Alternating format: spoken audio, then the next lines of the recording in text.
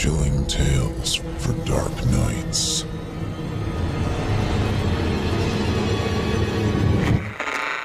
Want to make sure you never miss a Chilling Tales for Dark Nights video again? Be sure to subscribe and hit that bell to turn on notifications. The following program is a production of Chilling Entertainment and the creative team at Chilling Tales for Dark Nights, and a proud member of the Simply Scary Podcast Network. Visit simplyscarypodcast.com to learn more about this and our other weekly storytelling programs, and become a patron today to show your support and get instant access to our extensive archive of downloadable tales of terror. Thank you for listening, and enjoy the show.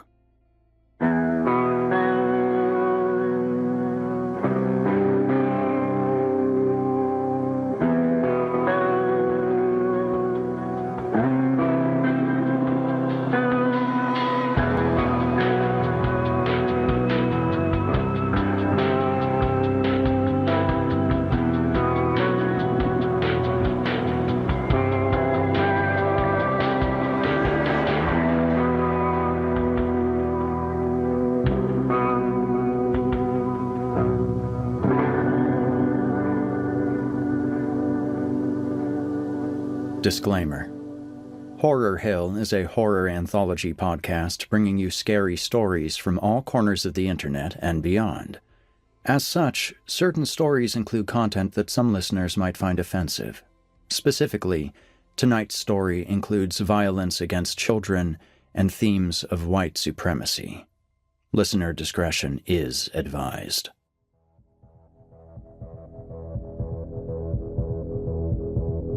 Hello, listeners, and welcome back to Horror Hill. I'm your host, Eric Peabody. Tonight, we have a story that's a bit different than our usual fare. Don't worry, there are certainly supernatural scares to be had here, but more prominently, it features some real-life horrors. The title is Eden, and it's written by Christian Wallace. Christian's work has been featured on previous episodes of this show, but this one was published on Reddit less than 2 weeks ago. Since I follow Christian's account, I saw it pretty quickly, and after reading it, immediately decided that we needed to feature it on this show.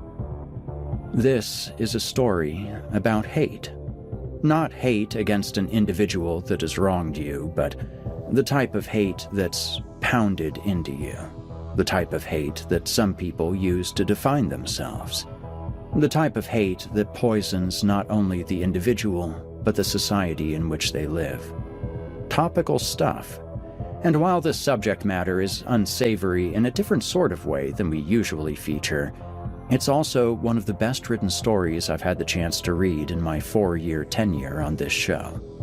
So, with all that in mind, it's time to venture into Eden.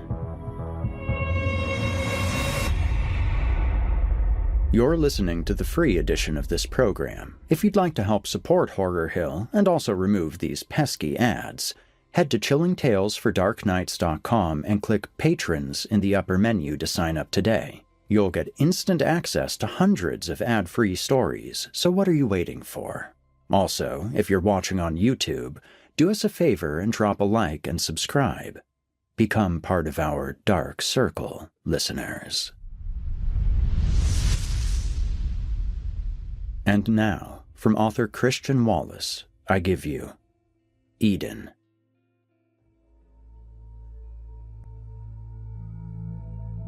The kid I shot was called Abner Howard.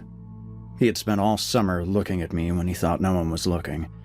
Didn't recognize it straight away. If anything, I did my best to avoid catching anyone's attention. Abner was an older camper and a nasty piece of shit who spent his time catcalling girls way too young for him and smoking cigarettes with some of the counselors. But when he wasn't strutting around the place like a chimp pacing its enclosure, I would often catch him looking at me in furtive glances. I guess he thought he was being subtle about it, but he wasn't. And one day, his friends noticed. He looked at me, then they looked at him. A subtle tilt of the head.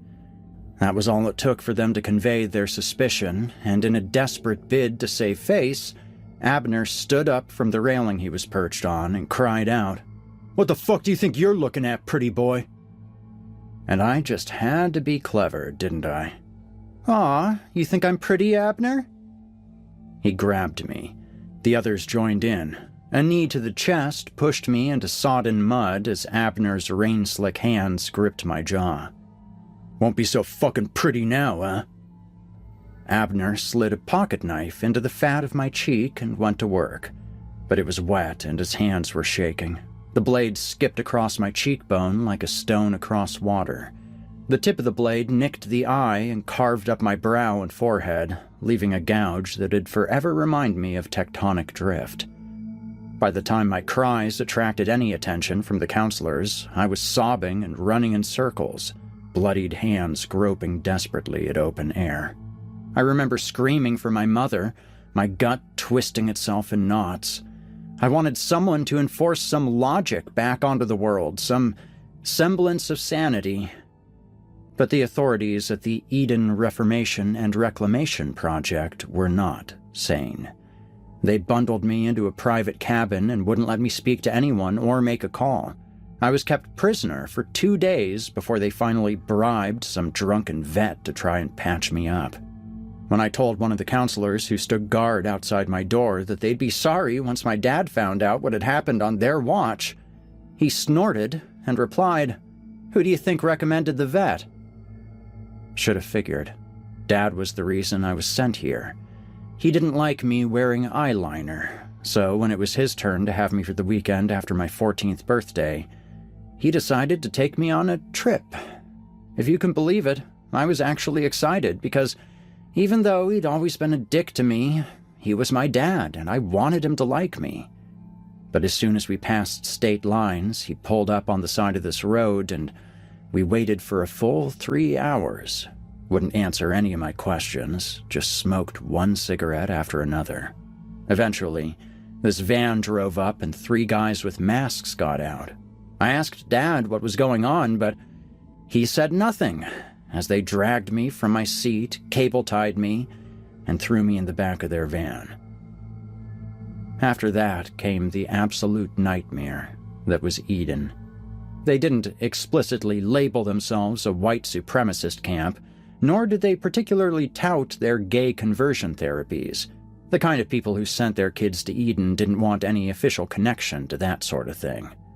But the camp's motto was setting America's youth straight, and their flag was a red flag with a white circle that encompassed a Germanic-looking crucifix.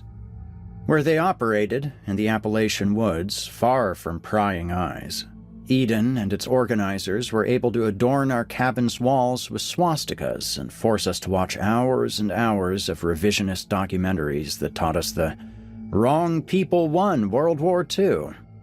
Our practice targets at the firing range were racially charged mugshots.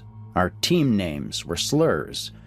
One morning, prayers were in German, and we shaved SS symbols into each other's heads for a mixture of fun and punishment. Officially, Eden was just one of many camps for troubled teens. But the camp wasn't there to convert or fix any of us, despite its promises. It was a meat grinder meant to spit out psychopaths, to sift through each year's attendees until they'd found the most promising candidates for recruitment into the movement, to blur the line between guard and prisoner, and watch with thin-lipped excitement at the resulting carnage. The counselors set out to torture, and the most important tool in their arsenal was us. It wasn't the counselors who force-fed one girl roadkill because she dared to try sticking to a vegetarian diet, and it wasn't counselors who tore the stud right out of one boy's tongue after he'd successfully hid it for the first few days. It was the kids, the ones who wanted to be fixed, who wanted their wide-necked fathers to finally look at them like they weren't dog shit on the bottom of a shoe. The worst tradition was called the wild hunt, when counselors would pick the weakest kid to be that week's deer and send them running naked into the woods while everyone else went after them armed with air rifles that could break the skin. There were no points in that game, no incentive. Only a certain kind of kid would pull the trigger just for fun. Finding those kids, singling them out for recruitment. That was the point. I pulled the trigger.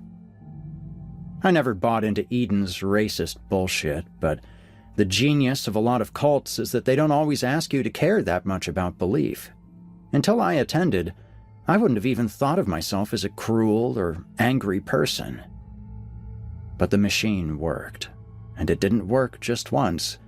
It worked again and again and again.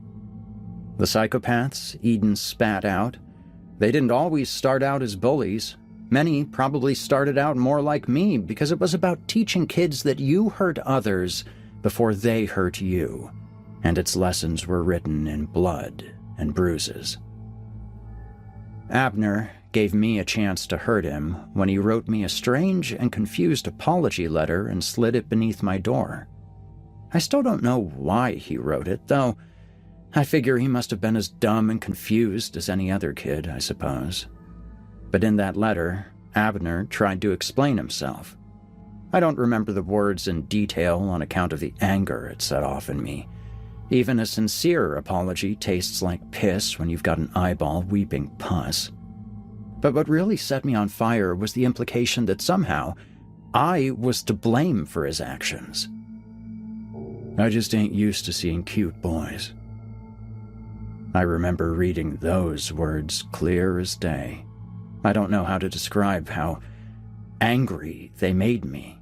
A fat man exploding in my chest and my head. A piece of the sun laid gently in my skull and left to burn for all eternity. I still feel it now, that anger. It's something I'll never forget. I showed Abner's letter, complete with all its description of his confused feelings, to the counselors. And when I finally got off bed rest a few days later, I found that there had been an important change in the camp's dynamics. Where Abner had once lurched around the camp, threatening any poor kid who made the mistake of rubbing him the wrong way, he now skulked in the shadows and stayed out of sight. When his friends walked by, he flinched. When they made hateful jokes with slurs for punchlines, he tried to awkwardly laugh it off, but that only made it worse. They didn't want his camaraderie, not anymore. Not after the counselors had made him stand in front of the whole camp as they read out the confessional he'd left me. His friends kicked him out of the older boy's cabin. Counselors wouldn't let him into the others, so he had to sleep in a tent. I remember getting up one night and looking outside to see one of the guys taking a piss on it. I could tell by the light that Abner was inside, but he was just hiding in the corner like a beaten dog. There were moments when a better person than me might have felt sorry for him, but I was seeing the world through one eye, and his suffering made me happy. And when it came time for the wild hunt, and Abner was selected to be that week's steer, I spent an extra couple hours each day on the range practicing with the air rifle.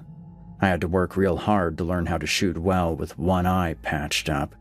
Even then, I was never as good as I was back when I had two, but I figured Abner made for a bigger target than the pesky cans they had up in the range. On the day, I set off alone and hiked for 3 straight hours before I finally spotted him moving between the trees. Pale skin and shaved head, covered in bruises.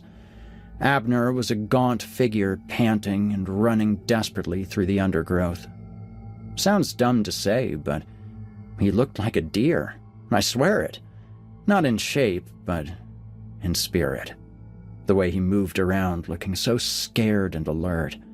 Dad and I had few shared interests, but deer hunting was one of them, and I knew the look plain as day. Made it easy to pull the trigger. The pneumatic whoomph of the air rifle was satisfying, but not as satisfying as the sound of the pellets striking him in the temple, and certainly not as satisfying as watching him practically tumble head over heels and go rolling down the side of the mountain. I was grinning when I crested the top and looked down, panting and laughing, all half mad, filled with the kind of righteous anger that I'm loath to admit I must have inherited from my father. But Jesus, when I finally saw him, when I saw the broken tangle of legs and arms, it made me think of a spider that's been stepped on. He was all bundled up, his violent descent down the hill stopped by the gnarled roots of a fallen tree. His face was streaked with blood and reminded me strangely of Jesus and his crown of thorns. And his eyes, his open eyes. Abner was looking at the sky too, just like Jesus with those chipped and painted irises. After that came the panic, and I don't remember much else. They found me half collapsed a mile out from the camp, feverish with an infection that was racing from my eye to my brain. I'd soiled myself, and in my hysterical state, I told them about Abner. A terrible confession. They checked up on my story and found it to be true. 3 weeks later, I woke up in the hospital recovering from surgery to remove the infected eye. Dad was beside me and spoke in a tone that resembled pride. When he saw me looking nervously towards the door, he smiled and patted my shoulder. "Don't worry, we look after our own." The meat grinder is effective, I'll give them that. It took me a long time to realize that the people who ran that camp had plenty to lose too if my story got out. But the way they treated me, they acted like they were doing me a favor, saving me from an unfair and unjust world that would have persecuted me just for protecting myself. I never bought into it, not really. I don't know. I like to think I didn't do a great deal to actually help them. But whether I want to admit it or not, I became part of the machine. I was in videos, I was in brochures. I had tattoos that remain, even to this day, as blotchy scars across my chest and back. There are photos of me as a teenager that make me feel physically sick when I look at them. A gangly 19-year-old with an SS tattoo poking out from beneath my collar. These marks cost me educational and job opportunities, and that pushed me further into the machine. I went to rallies when they told me to, gave speeches when they told me to, threw bottles when they told me to. Eventually, they didn't have to keep telling me what to do. I was angry, so fucking angry, angry all the time, like a cancer of the mind. Do you want to know what ended it? What finally pulled me out? I was sent to jail for drunk and disorderly behavior when I was 21, and a young trans woman who was sharing the cell with me and 6 others looked my way. "You're a pretty man." And instinctively, I touched the scar on my face, the hollow socket that I never covered because I thought it made me look intimidating. But she only smiled. It was so gentle, like she knew the fear I'd felt when Abner had held me down. She made a kind gesture to a man with a swastika tattooed on his neck. She didn't have to show kindness to a man who wanted her dead. And then a thought came to me as clear as day. I don't think she deserves to die. After that, everything unraveled.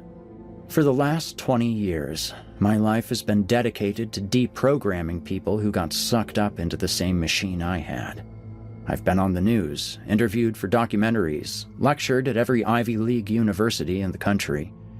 The charity I run has become my life's work, and every step of the way, I've received letters from people calling me a traitor. They'll say anything if they think it'll keep me quiet, but I just ignored them all. Only one set of letters came closer to rattling me. I always threw them away with the rest, but they had a habit of getting stuck in my thoughts for days afterwards. They were mean-spirited things that turned up in the strangest places. I found them in my fridge, in my shoes, in gym lockers. I saw them as nothing more than attempts to scare or bully me into silence. Most of them were simple, a few lines here and there. "It hurt when you shot me. I confided in you. Something else found me in those woods.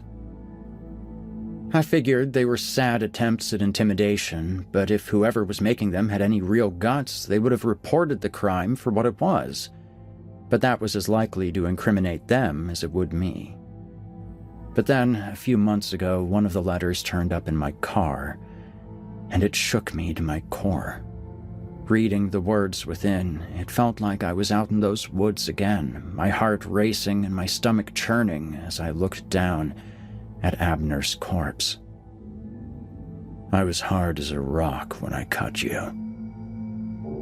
That's all there was on the page, but that's all I needed to see, because I never told anyone what I felt pressing down on my torso when Abner cut me. He never mentioned it in his letter either. The only people on this entire planet who'd know he had an erection were him and me. 3 days later, I got another letter. This one was inside the pillow on my bed. God only knows how it had gotten there, but by this point I felt as if my grip on reality was weakening. I hadn't been into work for weeks, hadn't seen any friends or family.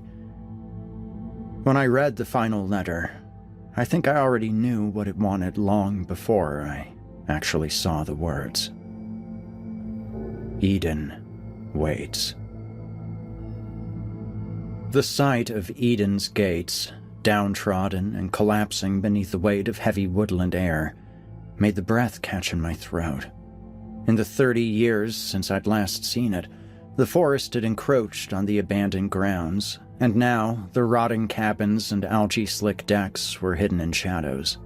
In places, the buildings seemed to grow out of the woodland, their floors collapsing into the undergrowth as gnarled roots explored and reclaimed the foundations. Doors left ajar offered glimpses of rooms crowded with ferns as tall as me, their dripping fronds hiding fading posters with words like "Great Replacement" and "Skull Shapes Explained," barely visible in the dark.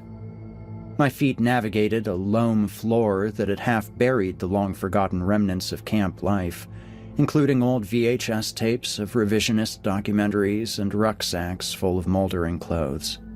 In one cabin, there was even a flag still pinned by one corner to the wall. It looked like it had been used to put out a fire. Pressing deeper, I found a cabin with a half-charred timber frame. Dozens of jagged logs, planks, and even a few rusted iron beams had been jammed between the door and the wooden deck. Try as I might, I couldn't budge them, and the windows were thick with mud and filth. I never saw what lay inside, but I did note the gaping hole in the roof along with splintered planks that jutted outward. Stranger still, when I went down by the lake, I found 2 pickup trucks parked up beneath the canopy.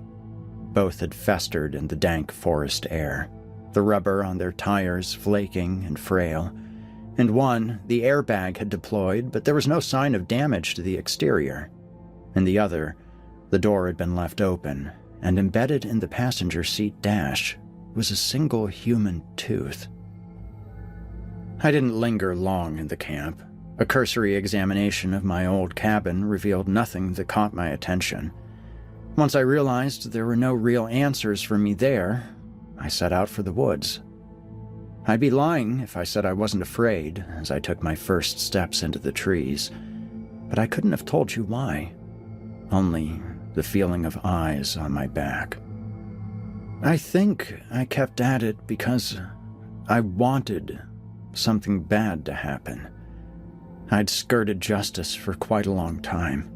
Sure, most nights I told myself I'd probably just imagined the whole thing, but so what? If I hadn't shot him, I would have, could have. Does it make that big a difference?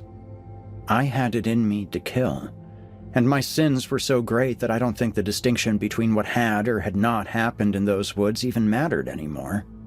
Sure, what he did to me was wrong, but I'd excused a lifetime of fuck-ups by saying I was just a kid.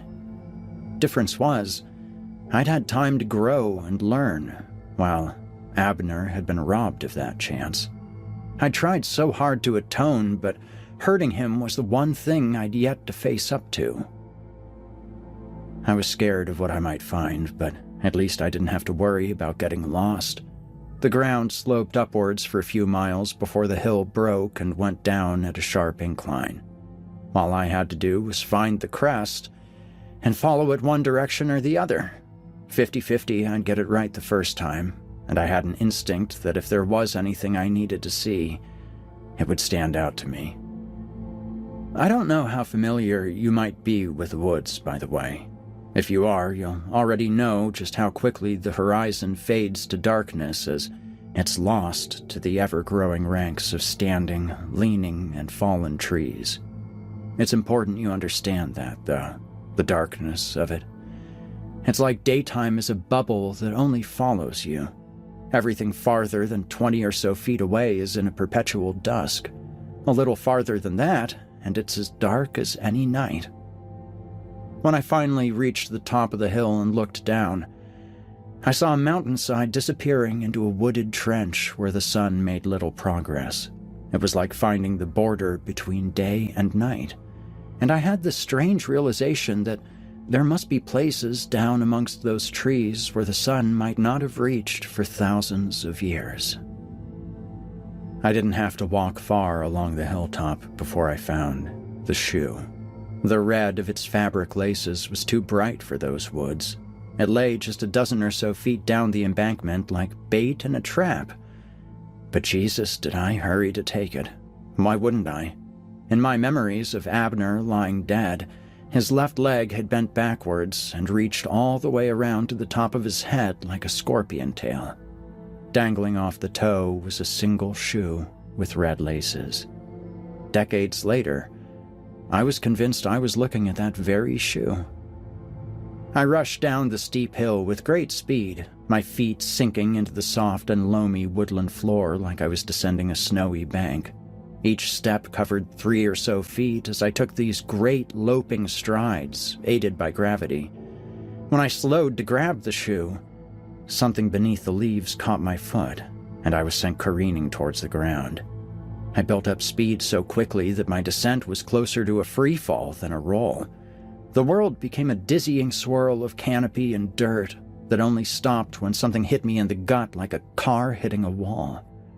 The world continued to spin around me, but that was just my inner ear failing to catch up with reality. I'd been stopped by a tree, and I lay half wrapped around it like a t-shirt on a clothesline. When I tried to breathe, something inside my chest grated and hurt so bad I worried I might die. Craning my neck and looking back up the hill, I saw an incline as steep as a cliff. Climbing back up would be no more possible than flying. For some reason, during my fall, I'd grabbed a hold of the shoe, and it was still clutched in one fist. I stuffed it in my bag and tried to take another deep breath to steady myself, but it was like someone had slid a knitting needle between my ribs. The pain was agonizing, and I could just about manage short, shallow breaths to keep my head from going light and dizzy. But it wasn't like I could stay there. All those thoughts of sin and punishment gave way to the fear that I might die in those woods. The way down would be difficult, but I could just about manage a slow crawl if I was careful. I rolled onto my stomach and got to grips with the soft earth, and then began my descent. But I was moving for only 10 minutes when I felt something strange beneath the leaves. It was another shoe. At first, I thought it must be the other one to Abner's, but the size was all wrong. It was barely as big as my hand, better fitted to one of the younger campers than a teen like Abner. Angry and hurt, I tossed it to the side and kept going, but I soon found myself pulling up a pair of moldy boxers. Then a t-shirt, a jacket, a sock, a scarf. I realized that the woodland floor was littered with the scattered belongings of what must have been dozens of people. But that was just the beginning. Before long, the leaves gave way and I was crawling over a carpet of old and discarded belongings. At times there were so many that I imagined myself emerging out of the sea and mounting a coastline made up of backpacks and clothes. There were tents, nets, gun bags, sleeping bags, coolers that had been smashed open. They couldn't all have come from Eden. Had they been tossed over the top of the hill? I was hours away from the nearest road. It wasn't like someone could have driven a dump truck up to that hill and emptied it. The more I tried to think of some rational explanation, the more the scale of the discarded old camping gear frightened me. I had no choice but to carry on downwards, but it was hard to swallow the growing sense that I was stumbling headfirst into a terrible, forgotten place. And then I found it. The uprooted tree. I felt like I'd just locked eyes with something terrible. Like I'd gone to the fridge in the middle of the night and seen a face staring at me from the darkness beyond an open window. I couldn't even bring myself to breathe. Its gnarled and savage roots resembled a hand that clutched the darkness at the center of its knotty hollow. In all my wildest imaginings, I could not have fathomed that I would find the tree exactly as I'd remembered it. A specter plucked right from the nightmares that had plagued me every single day since I'd pulled the trigger. Once, when I was younger, I found an abandoned bear's den while hunting with my father. It was just a hole in the side of an embankment, its entrance littered with a scattering of small bones. The air around it stank of blood and meat after it's been shit out by an apex predator. Dad told me it was abandoned, but he still hurried me away with whispered gestures that let me know we weren't completely safe. The tree felt like that bear's den. They were both little things, but to the old instincts that lurk inside all living things, they were as big as the Grand Canyon. Enormous craters in reality condensed into tiny spaces like a black hole. I could not escape its gravity, and without thinking, I moved towards it, filled with the desperate urge to prove my nightmares wrong, to grip the smoothed roots and find nothing but wood and dirt. When I reached it, I knelt on an old plastic tent like they were pews and reached towards the hollow. I expected my fingers to sink into old mud gripped tight by long dead roots. Instead, I felt skin. It was cold, but soft. I snatched my hand away in disgust and terror, stumbling backwards and crying out.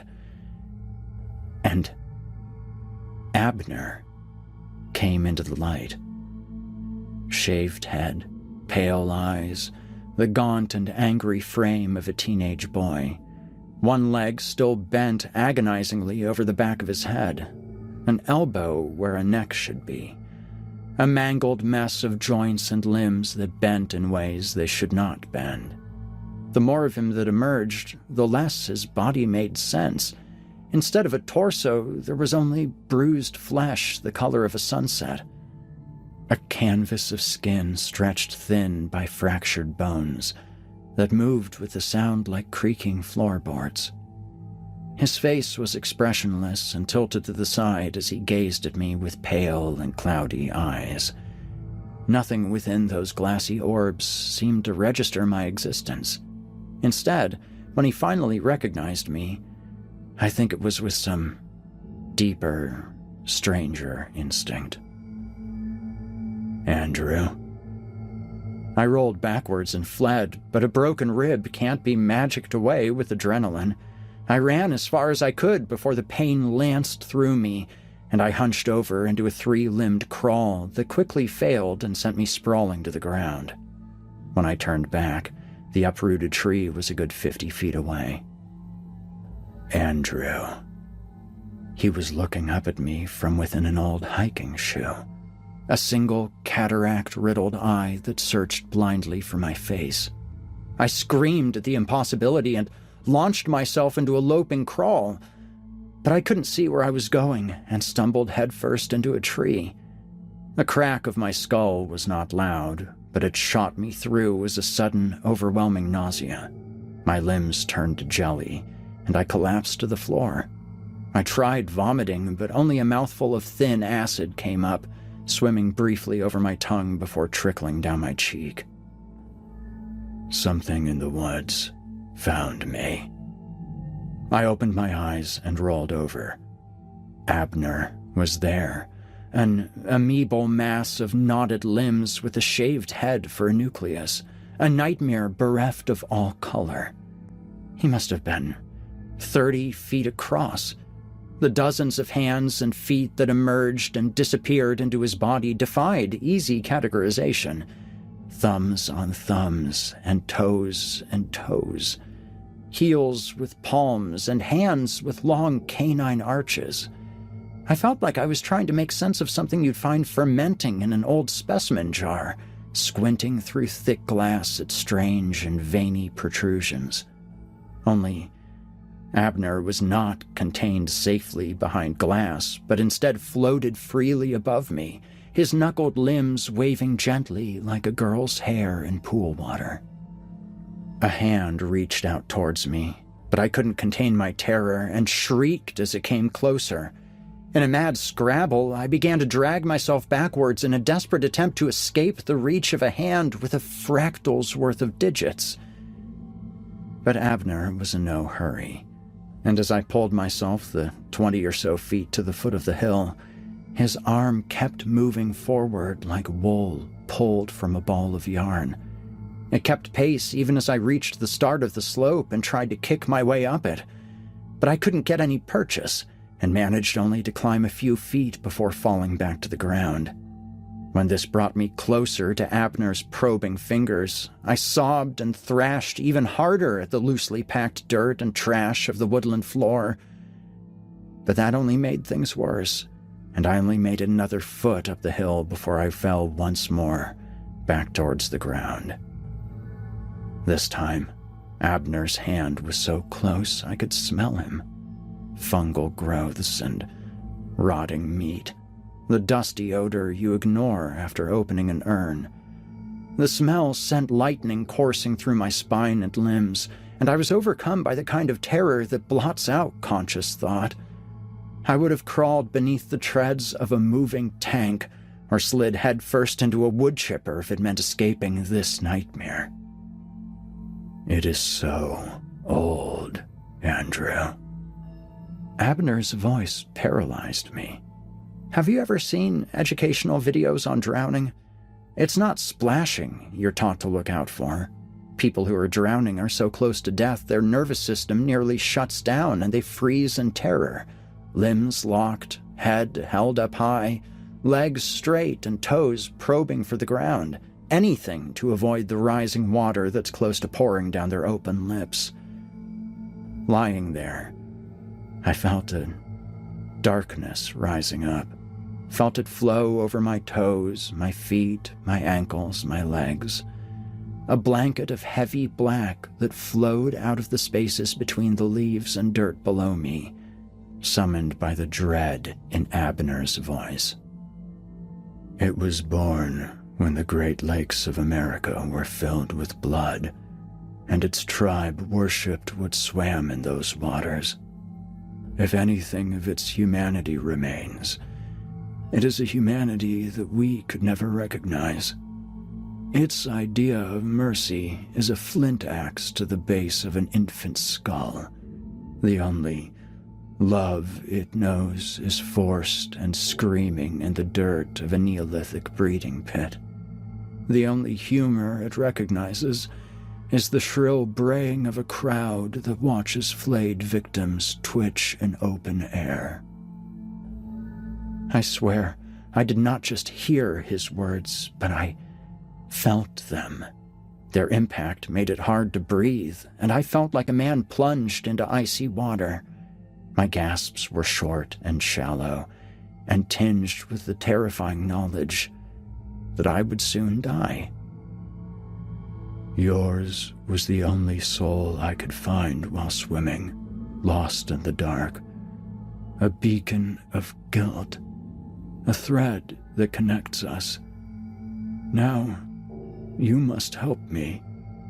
Whatever found me won't let me go. It binds us to our old things. The detritus that makes up this woodland floor is a sea of fetishes used to keep its victims in the dark.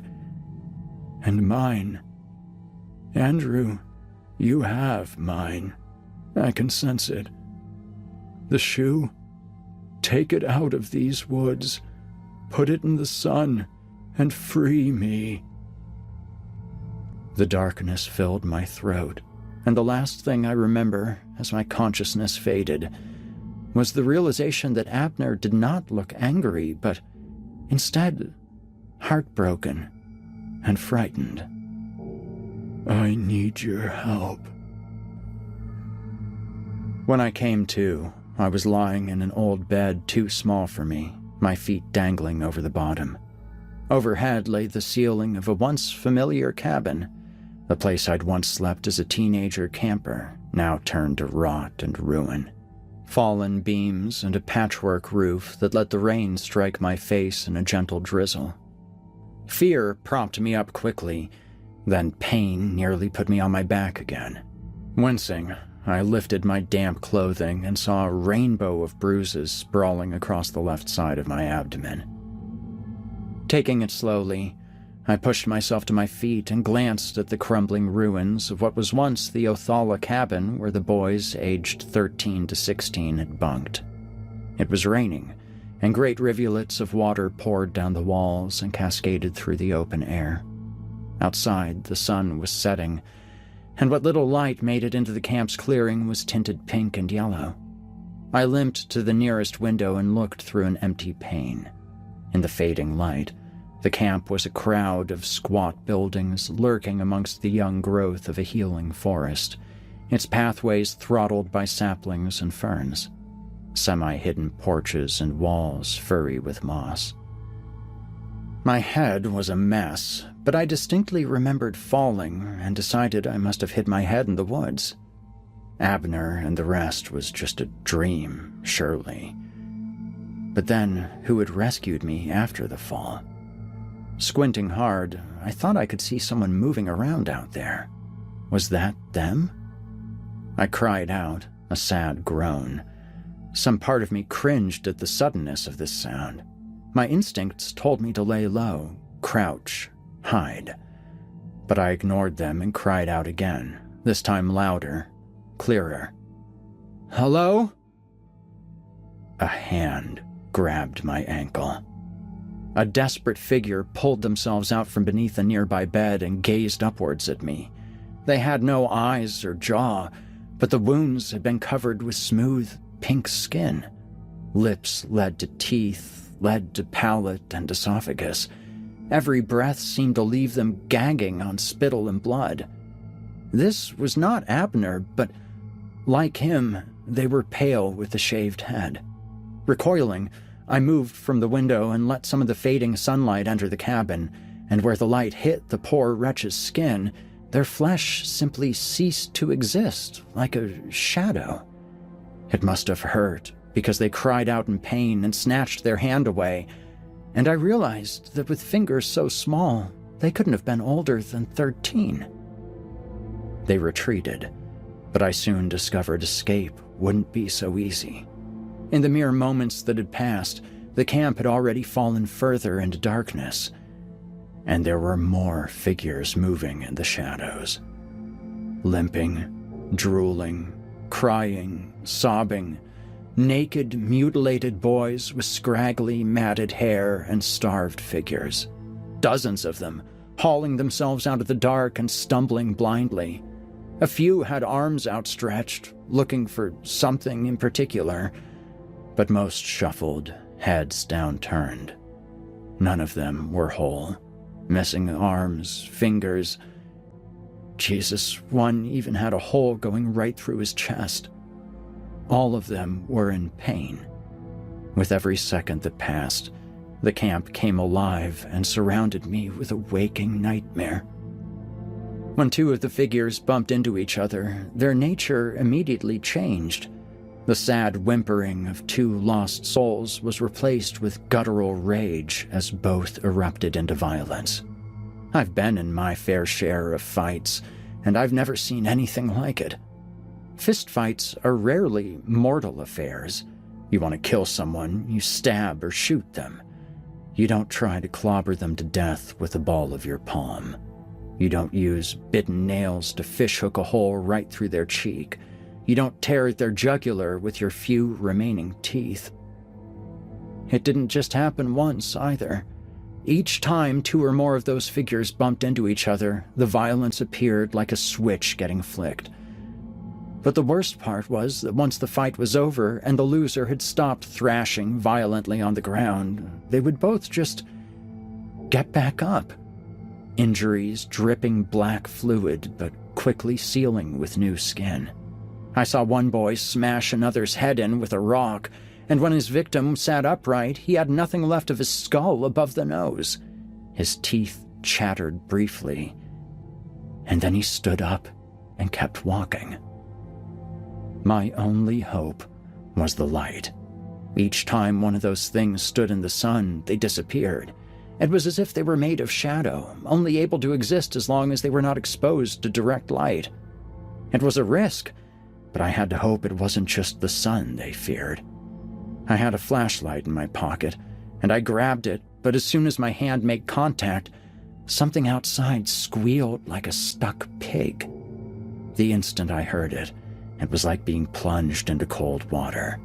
The atmosphere in the bunk and camp outside immediately changed, and I turned to see that the army of dark figures now stared at me.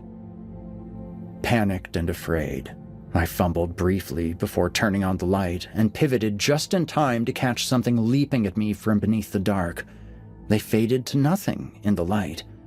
But then something else in the periphery moved, and when I turned towards them, the previous attacker returned to existence. I was forced to flick the light desperately from one to the other just to keep the two at bay. Terrified, I tried to calm myself and think of some way to escape, but there was no time. From behind, there came the sound of tinkling glass, and then hands so cold they left freezer burns on my skin dragged me through the open window. I screamed, but did not let the flashlight go. As I was thrown to the floor, I saw a nightmarish mob surround me. They laughed and sneered as a knee pushed me into the sodden mud. I felt it then. That same fear I had decades before, the eyes staring down at me. This was a familiar violence. But then there came another nails-on-chalkboard shriek, the kind of gut-wrenching wail that had to belong to a monster. My attackers reacted like sullen schoolboys, clenched teeth and flared nostrils suddenly replaced with downturned eyes and sniffling noses. They parted reluctantly, and I saw it. Him. He crawled towards me, a small figure, lithe, no more than 5 feet tall, dense muscle and a potbelly, a mane of hair that nearly touched the ground. He was the color of oil, no detail except a silhouette, a figure made of shadow. He grunted and sniffed the air like a dog. He smelled of copper and violence. His presence was as heavy as dark matter. I swear, the only other things like him are swirling around supercolliders in Switzerland. And when he touched me, I saw the world. The real world, onto which ours is only a painted image. An ocean with no bottom. An ecosystem with no ceiling, only ever-growing predators, some large enough to engulf stars. I learned some of his memories. He learned some of mine. I felt the vague imprint of wisdom earned over 100,000 years. Foul sorcery that might make a kind of twisted sense to a modern scientist. But for me to try to grasp any of it, even some of it, made me feel like I was at risk of dislocating something in my mind, some joint or hinge that, once loose, could never be popped back into place. I shied away from it, and when I opened my eyes, that monster's hand was touching the place where my eye used to be. And it was smiling. A vile sight, rich with cruelty and malice. The grin of a murderer dying peacefully in old age. That smile spoke to me. It told me that the modern world had been of no interest to this forgotten creature, or so it had thought. But as it scraped Abner's mind of every memory he had, it learned of Eden and found echoes of the world it had once been fond of. It had been so long since it had had so many people to play with. And then I noticed something I hadn't before. This thing only had one eye. It knew what Abner had done to me, and it knew what I had done to Abner. The grin widened, and a hand made of the darkness between atoms clamped around my head. When I awoke, I was in my car. Morning had broken, and my chest was painted with dappled light. I wasted no time in trying to remember what was or wasn't real. I had somehow traveled halfway down the trail, a good 2 days' hike, and was back near the road. Escape was in sight, and I took it. I drove so fast I nearly came off the dirt road on more than one occasion. Kept going, barreling down the mountain until some part of me remembered the broken rib. At some point, the pneumonia got the better of me. I must have passed out and the car rolled to a stop. The park ranger who found me said I had a hell of a fever, and it put me in the hospital for the next few weeks. I spent my time rambling at doctors about a darkness so heavy it could drown the sun, like an ocean drowns a candle. It's been about a year since then. Not a day's gone by I haven't thought about Abner, or the thing that holds him captive. That smile. Sometimes I still see it, leering at me from the dark spaces, beneath the tablecloth at a busy restaurant, the dumpster in an alley. One time, a homeless man asked for change, and a single eye stared out at me from his open mouth. It's taunting me. It took Abner's shoe, and it intends to keep him. It thinks it knows me well enough that I won't go back to help him and the others. The mountain of trash at the foot of the hill. How long has it been up there collecting hikers and campers? Anyone unlucky enough to stumble into the dark places of Appalachia where the sun has not shone for millennia. I know why it let me go. For Abner to have come so close to escape, for him to know that he nearly got out and to spend eternity wondering if I might one day return, that would amuse it. And that's why it let me go. The thought that I might risk my own neck to help the boy who cut out my eye, it couldn't fathom such a thing. Thinks that I'll scurry away like a rabbit freed from a trap. It's wrong. I suspect I won't have it so easy next time. That thing is smart. Smart enough to have been born mortal, but still live 500,000 years later. Smart like evolution, like nature. Kind of thing like that can be hard for a human to reckon with. And I think there's a good chance that I'll lose the next confrontation.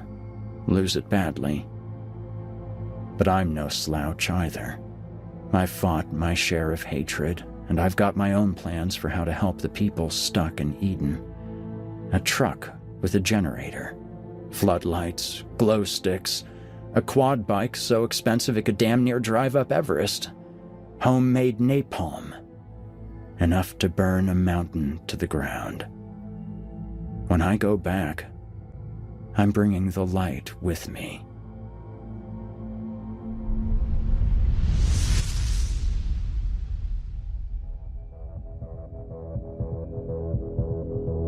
You've been listening to Eden by Christian Wallace. Christian Wallace is a PhD student and writer hailing from rain-soaked Wales, where he grew up comforted by ancient castles, crumbling coastlines, and the old things that live in the woods. You can find more of his stories at chwallis.co.uk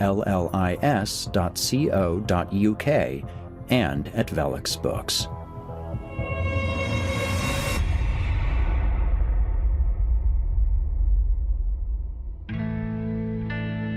There's a lot that I'd like to say about this story, far more than I have time to cover in this outro segment. I love the imagery of broken, angry forms fighting amongst themselves at the slightest provocation. I love the depiction of how loneliness and the need for acceptance are so frequently the root of hatred. But most of all, I love that a single man can make a difference, and that the journey down the road of redemption is so frequently begun with an act of kindness. You all don't listen to this show to hear me preach, and I'm not going to start now. But I will close out this episode with a request. As you go about your lives, interacting with people both known and unknown, remember that many are fighting the same battles that you are and want the same things out of life. It's easy to assume the worst in folks, but there are those out there that want you to feel that way, that are doing their best to make you feel that way, and who delight in division and strife. So, when you go about your life, instead of bringing the hatred that others have done their best to saddle you with, instead, bring some light with you. Thanks again to Christian Wallace for this amazing story. Tune in next week for more Horror Hill, and until then, stay spooky, friends. You've been listening to the Horror Hill Podcast, a production of Chilling Entertainment and the creative team at Chilling Tales for Dark Nights. Tonight's episode was hosted, narrated, scored, and finalized by yours truly, Eric Peabody. Additional music by Nikki McSorley. Got a terrifying tale of your own that you'd like performed? Email it to us at submissions@simplyscarypodcast.com to have your work considered for future production. Note that any writing utilizing artificial intelligence is ineligible. If you enjoyed tonight's episode, why not help us spread our dark presence online? You can follow Chilling Tales for Dark Nights on social media, and upvote, subscribe, and hit the bell notification icon if you're listening to this on YouTube. It helps us out a lot and also keeps you up to date on new episodes.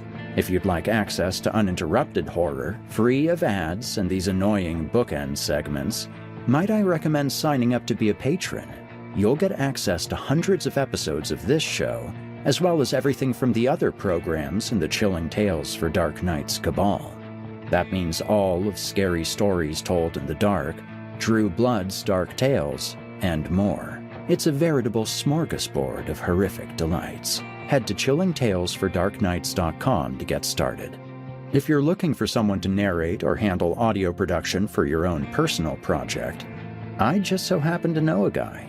Email me at ericpeabodyvoice@gmail.com. That's ErikPeabodyvoice@gmail.com, and we can talk details. If darkness is what you're after, listener, your search is over. Yet, let it be known, you haven't found the darkness.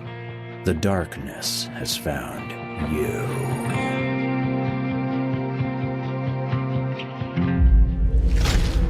Chilling Tales for Dark Nights.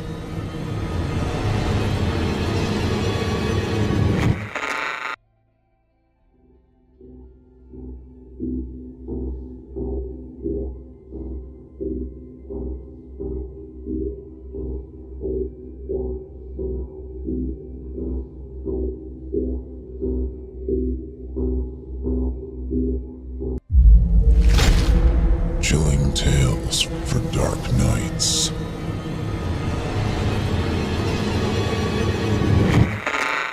Want to make sure you never miss a Chilling Tales for Dark Nights video again? Be sure to subscribe and hit that bell to turn on notifications.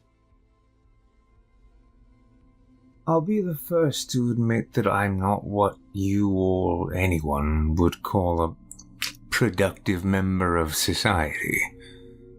I've never held a steady job. I don't see the point in wasting money on college for a degree I'm never going to use, and I barely graduated high school.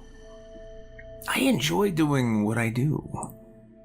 I spend my days watching TV, playing video games, and getting drunk in my mom's basement. What's the point in getting a job anyway? It's not like I need money for anything. I live in my mom's house that she inherited from my grandfather that he had already paid off when he was still alive, so there's no mortgage payment. And my mom buys all the food I need and whatever else I ask her to get. Why would I want to spend my days working at a job I hate when I can just sleep and do whatever else I want? I suppose one could make the argument that it would be embarrassing to bring a woman over to my mom's house to have sex, but I don't really see the need for dating either. If I get horny enough, I just watch some porn. And then 5 minutes later, I'm good again. No awkward after-sex conversations or trying to get her to leave afterwards. I just either go back to watching TV or fall asleep. My life is perfect. Correction. Was perfect. Everything changed for me the other day. I'm still not quite sure how, but everything seemed to go to hell pretty quick. The day started out just like any other. I woke up, played some video games, ate breakfast, and then went back to playing video games. Everything was going great until my mom started nagging me from upstairs. Frank? She called down. I didn't answer her. I was too busy strategizing my next combat move and trying not to get killed by other players. Frank! She yelled again, louder this time. What? I yelled back upstairs, not bothering to take my eyes off the battlefield I was in and barely even paying any attention to her. I'm going out to run some errands. She shouted. While I'm gone, I want you to vacuum upstairs and put the dishes away. I groaned in response. Why did I have to do anything? This was her house. If she wanted it clean, then she should just fucking clean it and leave me alone. Did you hear me? She called down. Yeah, I heard you. I shouted back up at her. Get it done. She yelled back. I don't ask much of you, but if you're going to live here for free, the least you can do is help out around the house. The least I could do would be fucking nothing, I muttered to myself. I'll be back in a while. She called out again. I grunted in response and returned my full attention back to the game I was playing. Needless to say, I didn't clean the house or do anything my mom had asked. In fact, I hadn't gotten up at all since she left. At some point I turned off the game and rolled back onto my bed and fell asleep for a while. When I woke up, it was late afternoon. I decided I had better go take a piss and then grab something to eat from the kitchen. Hey Mom, what'd you get for us to eat? I shouted as I walked up the stairs from my basement room to the kitchen. My mom didn't answer me. Mom? I asked again. There was still no answer. I looked out into the driveway and saw her car parked there, so I knew she had to be home. Fuck it. I opened the fridge and grabbed some lunch meat to make myself a sandwich.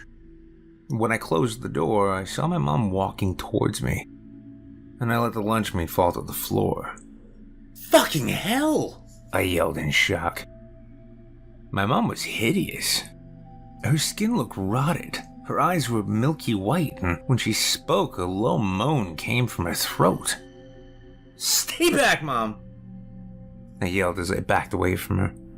The thing that used to be my mom groaned and reached her gross, decaying arms out towards me. I said, stay away from me! I shouted again, as my hand felt around the kitchen counter, never once taking my eyes off her. My hand grasped the hilt of something, and without looking to see what it was, I swung it towards my mother's head. The kitchen knife stuck out of my mother's forehead as she staggered backwards, an almost confused look on her disgusting face as she uttered another low groan. Quickly, I stepped back and began rummaging through the kitchen drawers. A feeling of excitement crept over me as I spotted the meat cleaver and grabbed it. Without waiting for my mother to recover, I brought the cleaver down on my mother's head over and over again until it was split down to her nose. She was finally dead. Well, dead. I had destroyed her brain. Anyone who's ever seen a zombie movie or played a video game knows that's the only sure way to kill a zombie. I backed away from my mother's corpse until my back was against the wall and then slowly slid to the ground. What have I done? I thought to myself. My mom is dead. My mom is dead and I killed her. No, I told myself. No, I didn't kill her. She was already dead.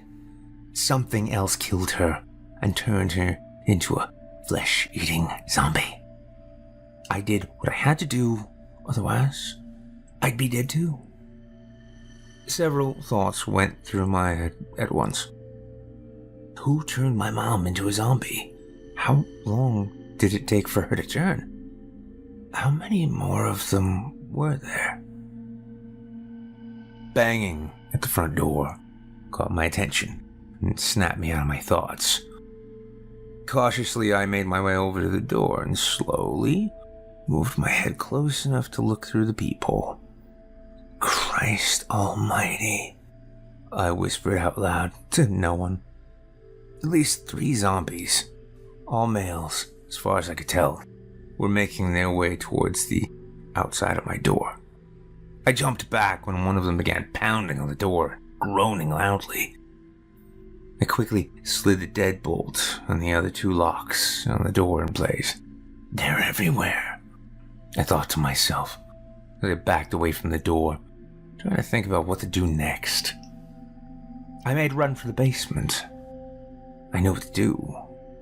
I have to stop this as much as I can, I thought to myself as I got to the basement floor and made my way to the door at the back of my room.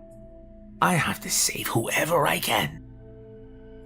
I opened the door and a wave of relief washed over me as I looked at the wide array of guns and ammunition that was displayed before me.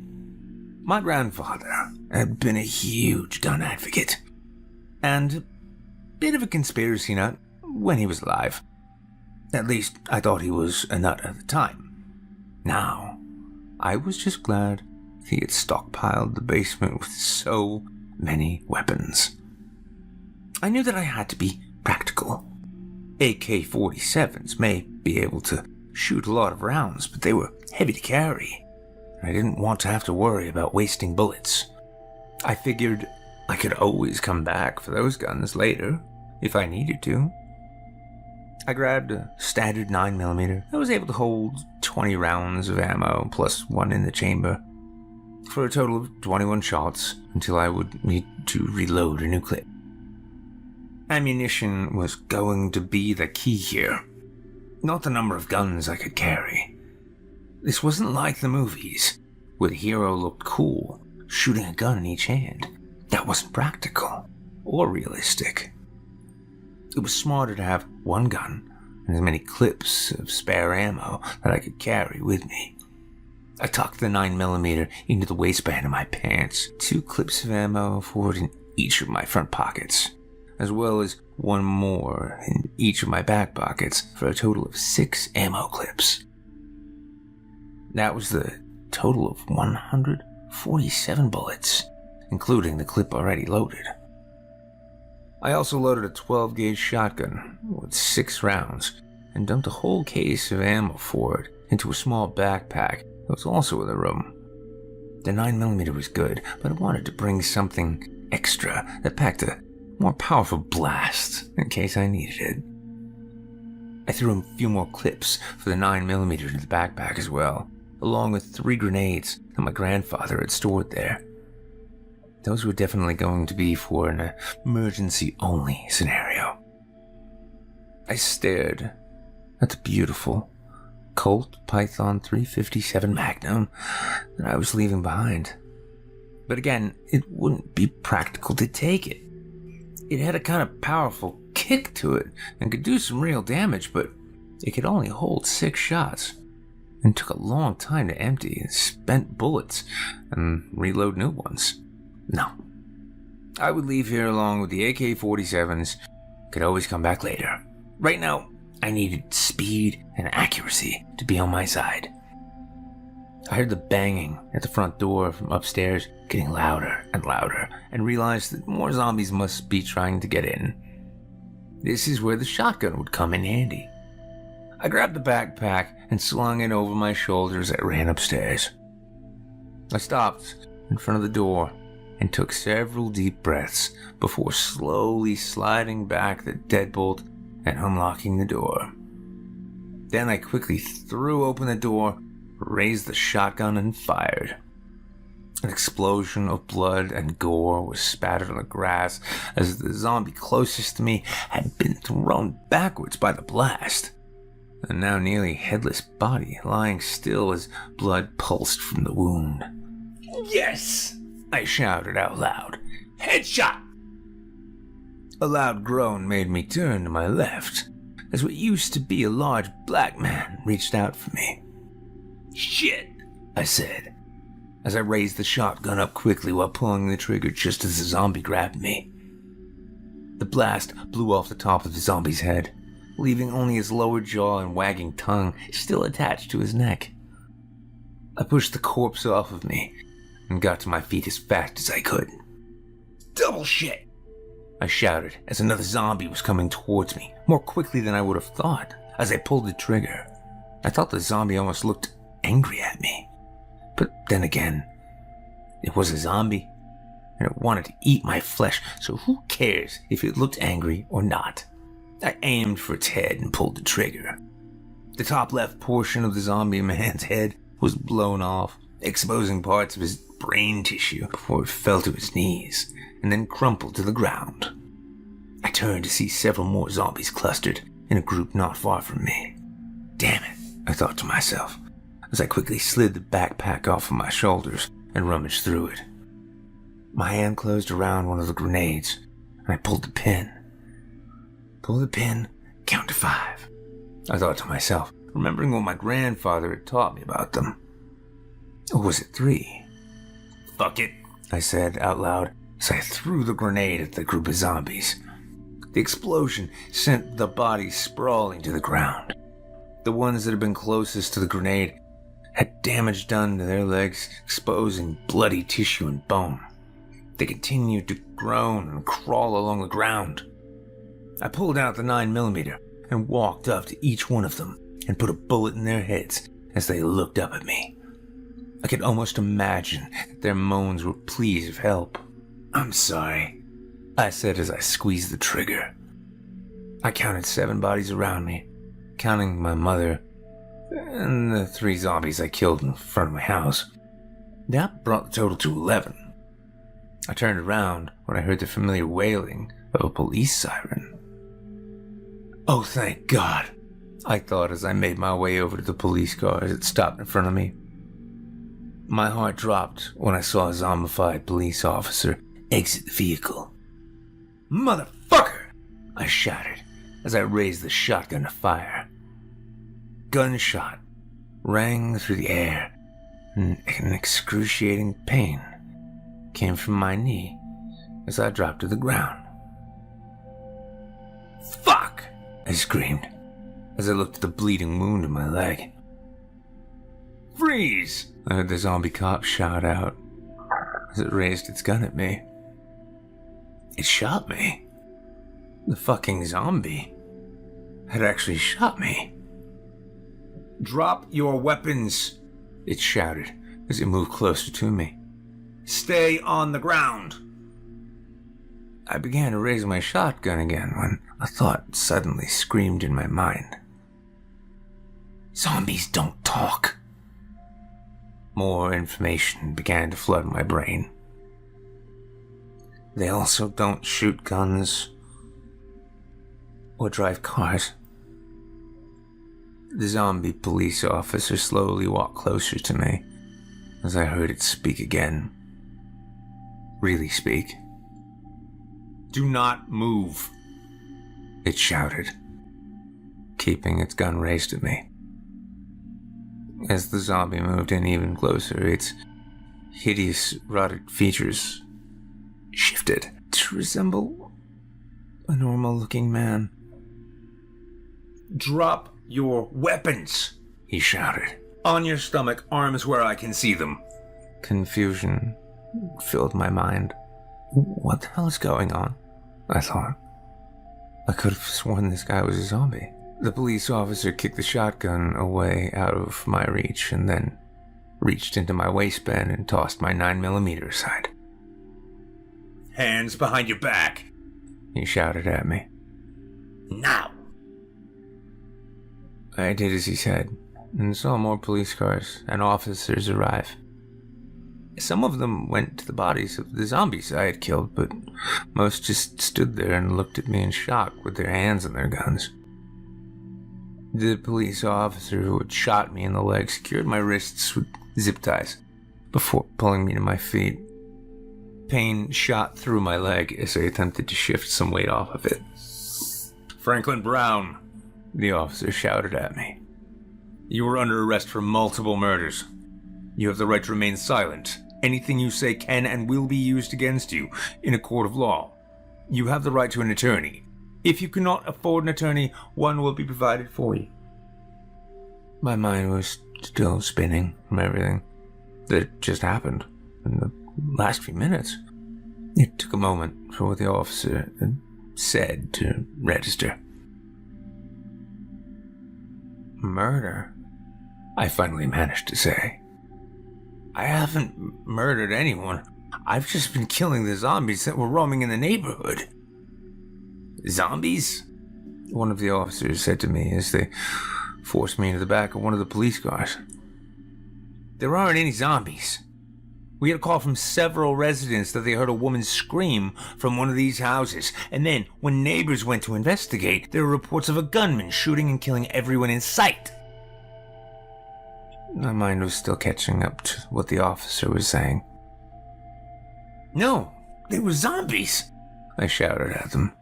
"Check and see. Their flesh is all rotted and decayed." Another officer stepped over to us. "They're all dead, sir," she said. "Gunshot wounds to the head for all of them. It looks like some had also been injured by some sort of explosive device." The officer who had shot and cuffed me looked at me with pure hatred in his eyes. "What the fuck did you do?" he asked in a voice that was trying to contain his rage. "I was trying to protect everyone," I shouted, almost hysterically.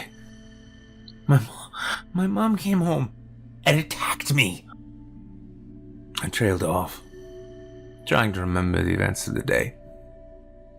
I had woken up, played video games, masturbated, played more video games. My mom had said she was going to run some errands, and then when she came home, she was a zombie. Wait, I thought. She came home. So when did she become a zombie? I tried to remember harder. I couldn't remember seeing any wounds on her before she attacked me. No, I thought. Not before she attacked me. Before she came near me. The faint memory of hearing my mother scream before I stabbed her with a kitchen knife echoed in my mind, followed by more screams as I brought the meat cleaver down on her skull, again and again. The only wounds on my mother's body had been the ones I had caused myself. Another memory of the zombies outside groaning in pain after the grenade exploded and then looking up at me, pleading at me with their eyes before I shot each one in the head. The faces in my mind shifted between the rotted, decayed flesh of the undead to normal, terrified neighbors I had seen almost every day.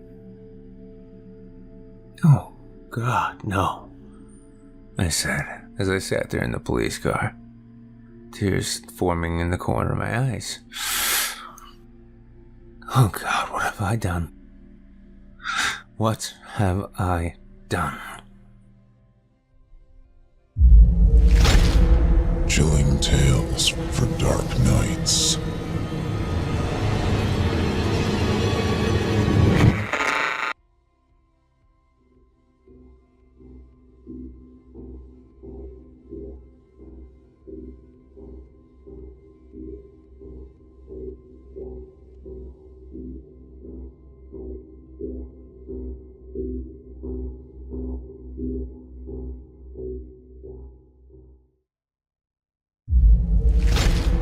Chilling tales for dark nights.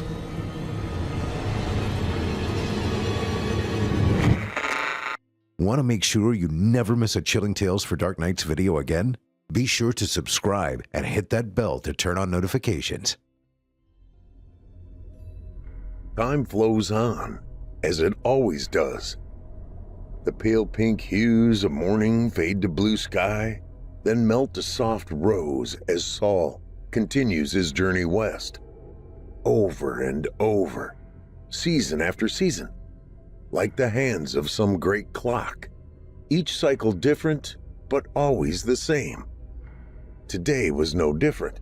The dawn heralded his coming. He stood proud in the noonday sky, and now I lay in bed watching him go, taking his light, his warmth with him. And here I am, left once again to the mercy of the creatures of the night, memory and despair. And still time continues its march.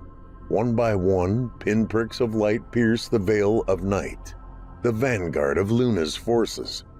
More follow, more than anyone can count, more than the grains of sand upon the shore, until at last Luna herself appears. She fills the world with her ethereal splendor.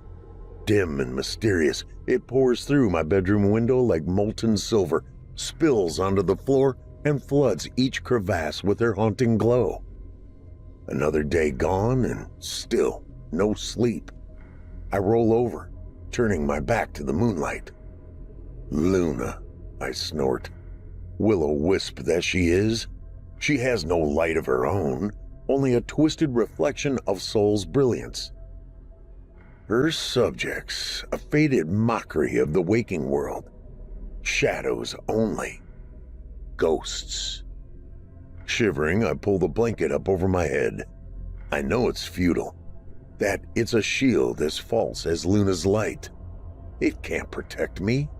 Nothing can. But like Saul, like Luna, my course is fixed. My end assured. So here I cower, like a frightened child, haunted by the incessant drumbeat of time, a rhythm that haunts my every thought, that chips away at my sanity like a miner's pick. Unheard in Saul's passing, but deafening in the silence of Luna's grace. The footsteps of fate. The echoes of doom measured by the soft ticking tock of the clock my grandfather passed to me when he died. The clock his father fashioned for him on the day of his birth. The clock that ticked away every second of his long life.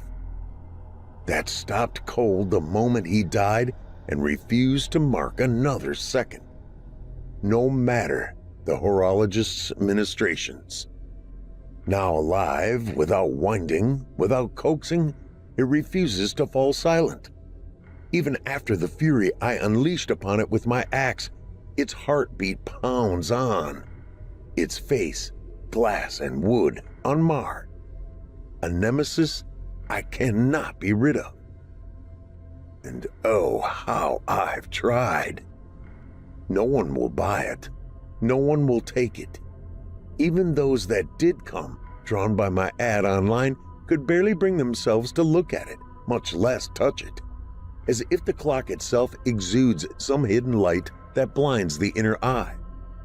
They left without so much as uttering a sound.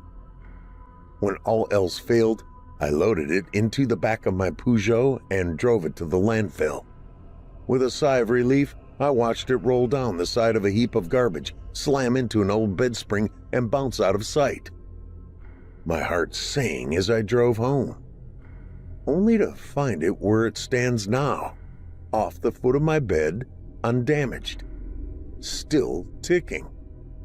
But its tone changed that day, deepened, so that each tick echoes through my very soul. I can no longer bring myself to touch it. Even the thought squirms from my mind like a terrified worm.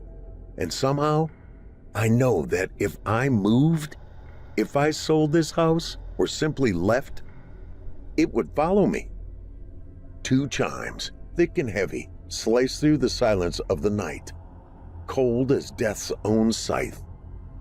My hand gropes through the sheets, searching for her, for comfort, but find only the cold shell of what was. She's not there. Of course not. My arm curls tight against my chest. She's where she always is at this time, dragged from her rest by the demons I gave her, haunted by the pain I caused. 3 heartbeats of the clock pass in silence. I lift my head from the pillow, my ears probing the darkness between ticks. 4, 5. The furnace rumbles to life. 6. The hushed whistle of wind whines against the eaves beyond my window. 7, 8, 9, 10. Silence. Licking my lips, I slip the blanket down past my nose. Something's changed. A dim glimmer of hope sparks to life deep within my chest. She's never gone this long past the chime. 11. My ears ache with the strain of listening. 12. I jolt upright. She's not playing. She's not there. Heart pounding, I toss the blankets aside, flop my legs over the side of the bed, and jam my toes into my slippers. But then I hear it. A single note, soft and low, sounds from the piano downstairs. It dances through Luna's domain like a forlorn howl, followed by the first chords of her favorite song, our song. The flame in my chest turns to ice, a biting cold that surges through my veins in pulsating shards. Eyes burning, I collapse back onto the pillow and wrap myself in a cocoon. But I can't swallow the tears. I can't undo what I've done. Her playing grows louder, loud enough to drown even the ticking of the clock. My own stifled sobs, my whispered pleas for mercy, for forgiveness, my broken declarations of love. And I do love her, more than anything. I always have, ever since we were children, before I even knew what love was. The girl next door, whose mother was always falling or running into things, who always wore long sleeves and sunglasses to hide the bruises. The woman whose breath smelled funny, whose eyes never smiled. The notes linger on, and again I'm drawn back to the morning that changed everything. The morning I stood beside my bed, staring at a row of Polaroids laid out on the sheets. Cool leaves, clouds, a weird bug, and her. But I wasn't sure which one she'd like. "It's 5 till. Out the door, mister." Mom's last warning. "Coming." With a single motion, I swept the pictures into a pile, closed them safely inside my trapper keeper, and ran outside as fast as I could, jamming everything into my backpack as I bolted out the door. I made it to the corner, just as the bus rolled to a stop. The other kids from the neighborhood were already waiting when I arrived, but not her. I squinted back up the block, wondering if I should have waited for her. But I barely made it as it was, and missing the bus was one rule I knew better not press. The doors folded open, the other kids shuffled onto the bus ahead of me. I tossed one last glance toward her house, and her front door burst open. Yes! I jumped up the steps and tugged the driver's sleeve. "She's not sick. She's just not running so fast. Don't leave without her." If he responded, I didn't hear it. I skipped down the aisle, flumped into my usual spot, and flopped my bag on the seat beside me. It was her seat, and hers alone. Even if she was sick, it was still hers. A few seconds later, her head poked up over the railing. She thanked the driver for waiting and slumped down the aisle. "Hey!" I snatched my bag, flopped it on my lap, and opened the zipper. "I got him!" Her mouth twisted into a strange frowning pucker as she sat down, but she didn't answer, didn't look at me. I slipped out my trapper, ripped open the Velcro, and spread out the pictures so she could see them. "Which one you want?" She leaned over and pressed her finger against the edge of the picture I took of her last week on the playground. Her knees bent below the swing, hair trailing behind her head like a kite's tail, eyes bright and smiling. She pinched the corner and lifted it from the rest, but she didn't say a word, only brushed her hair down below her ear. I stared at the picture, her face, and smiled. It almost seemed to capture the sound of her laugh, the taste of the ice cream we had when we got home. "That was a good day." She nodded. A dark purple spot, bigger than my thumb, peeked out from under her hair as she moved. Just seeing it made my neck hurt. "What happened?" She dropped the picture and tugged her hair forward before the words even left my mouth. I caught her hand. "You getting clumsy like your mom?" She jerked away. Her chin shook, and without a single word, she ran to the back of the bus. I didn't follow. She didn't speak to me at all that day, no matter how many times I said I was sorry, that I really liked her mom, that I didn't mean anything. She wouldn't listen. The sound of the piano shatters the memory. I roll over and bury my face into the pillow, hating myself for what I said. It doesn't matter that I was 7. She was hurting. I should have known. I should have been more sensitive. I don't know what was worse, being hated by my best friend or seeing her red eyes, watching her chin shake and not knowing why or what happened. Not being able to help. I didn't know the hell her mother lived with every day, how she drank to numb the pain, how hard she worked to keep her daughter safe. I was 7. Life was about catching frogs and bugs, making rocket ships out of old refrigerator boxes. I couldn't know what she was going through. That sometimes grown-ups hide what they are, that they act nice, but sometimes they're really monsters. All I knew was my best friend was hurting, and I couldn't even ask why. I went to bed early that night and stared out across the yard to her bedroom window opposite mine at her drawn curtains. I tried reaching her on the walkie-talkie, but she didn't answer. Instead, her room went dark. I couldn't sleep, not with that tingly, empty feeling in my stomach. I just laid there, staring at the ceiling, at the Transformers poster hanging over my bed, wishing I could turn into something else too. Something that wasn't me. Someone that knew what to do or say, who didn't always mess everything up. Someone she'd forgive. A flicker of light danced across the robot's eye. I blinked. Another yellow flash, brighter than the last, lit up the whole poster. I sat up. A shaft of light pricked at the corner of my eye, drawing my attention to her bedroom window, to the flames dancing up her curtains. I ripped the blankets from my bed and raced down the stairs screaming, "Fire! Fire!" Mom and Dad's door cracked open as I sprinted past. Dad shouted something, and I was in the yard, running as fast as I could. Flames were already licking out the window when I reached her front porch. I grabbed the knob with both hands, turned and pushed the door open. Smoke rolled across the ceiling like low-hanging clouds in winter. I didn't think. I didn't feel. I ran up the stairs to her room through the open door and stopped. Fire covered the walls and ceiling, but it wasn't that, nor the indescribable heat against my cheeks and hands that stole my breath. No, it was the blood, the sight of her Care Bear comforter soaked red that stopped my heart, the twitch of her arm that started it again. I jumped forward, grabbed her by the wrist, turned and ran, or tried to.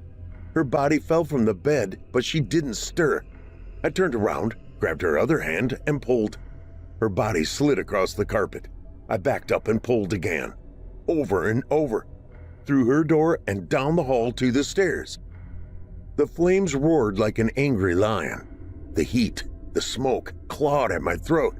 I couldn't breathe.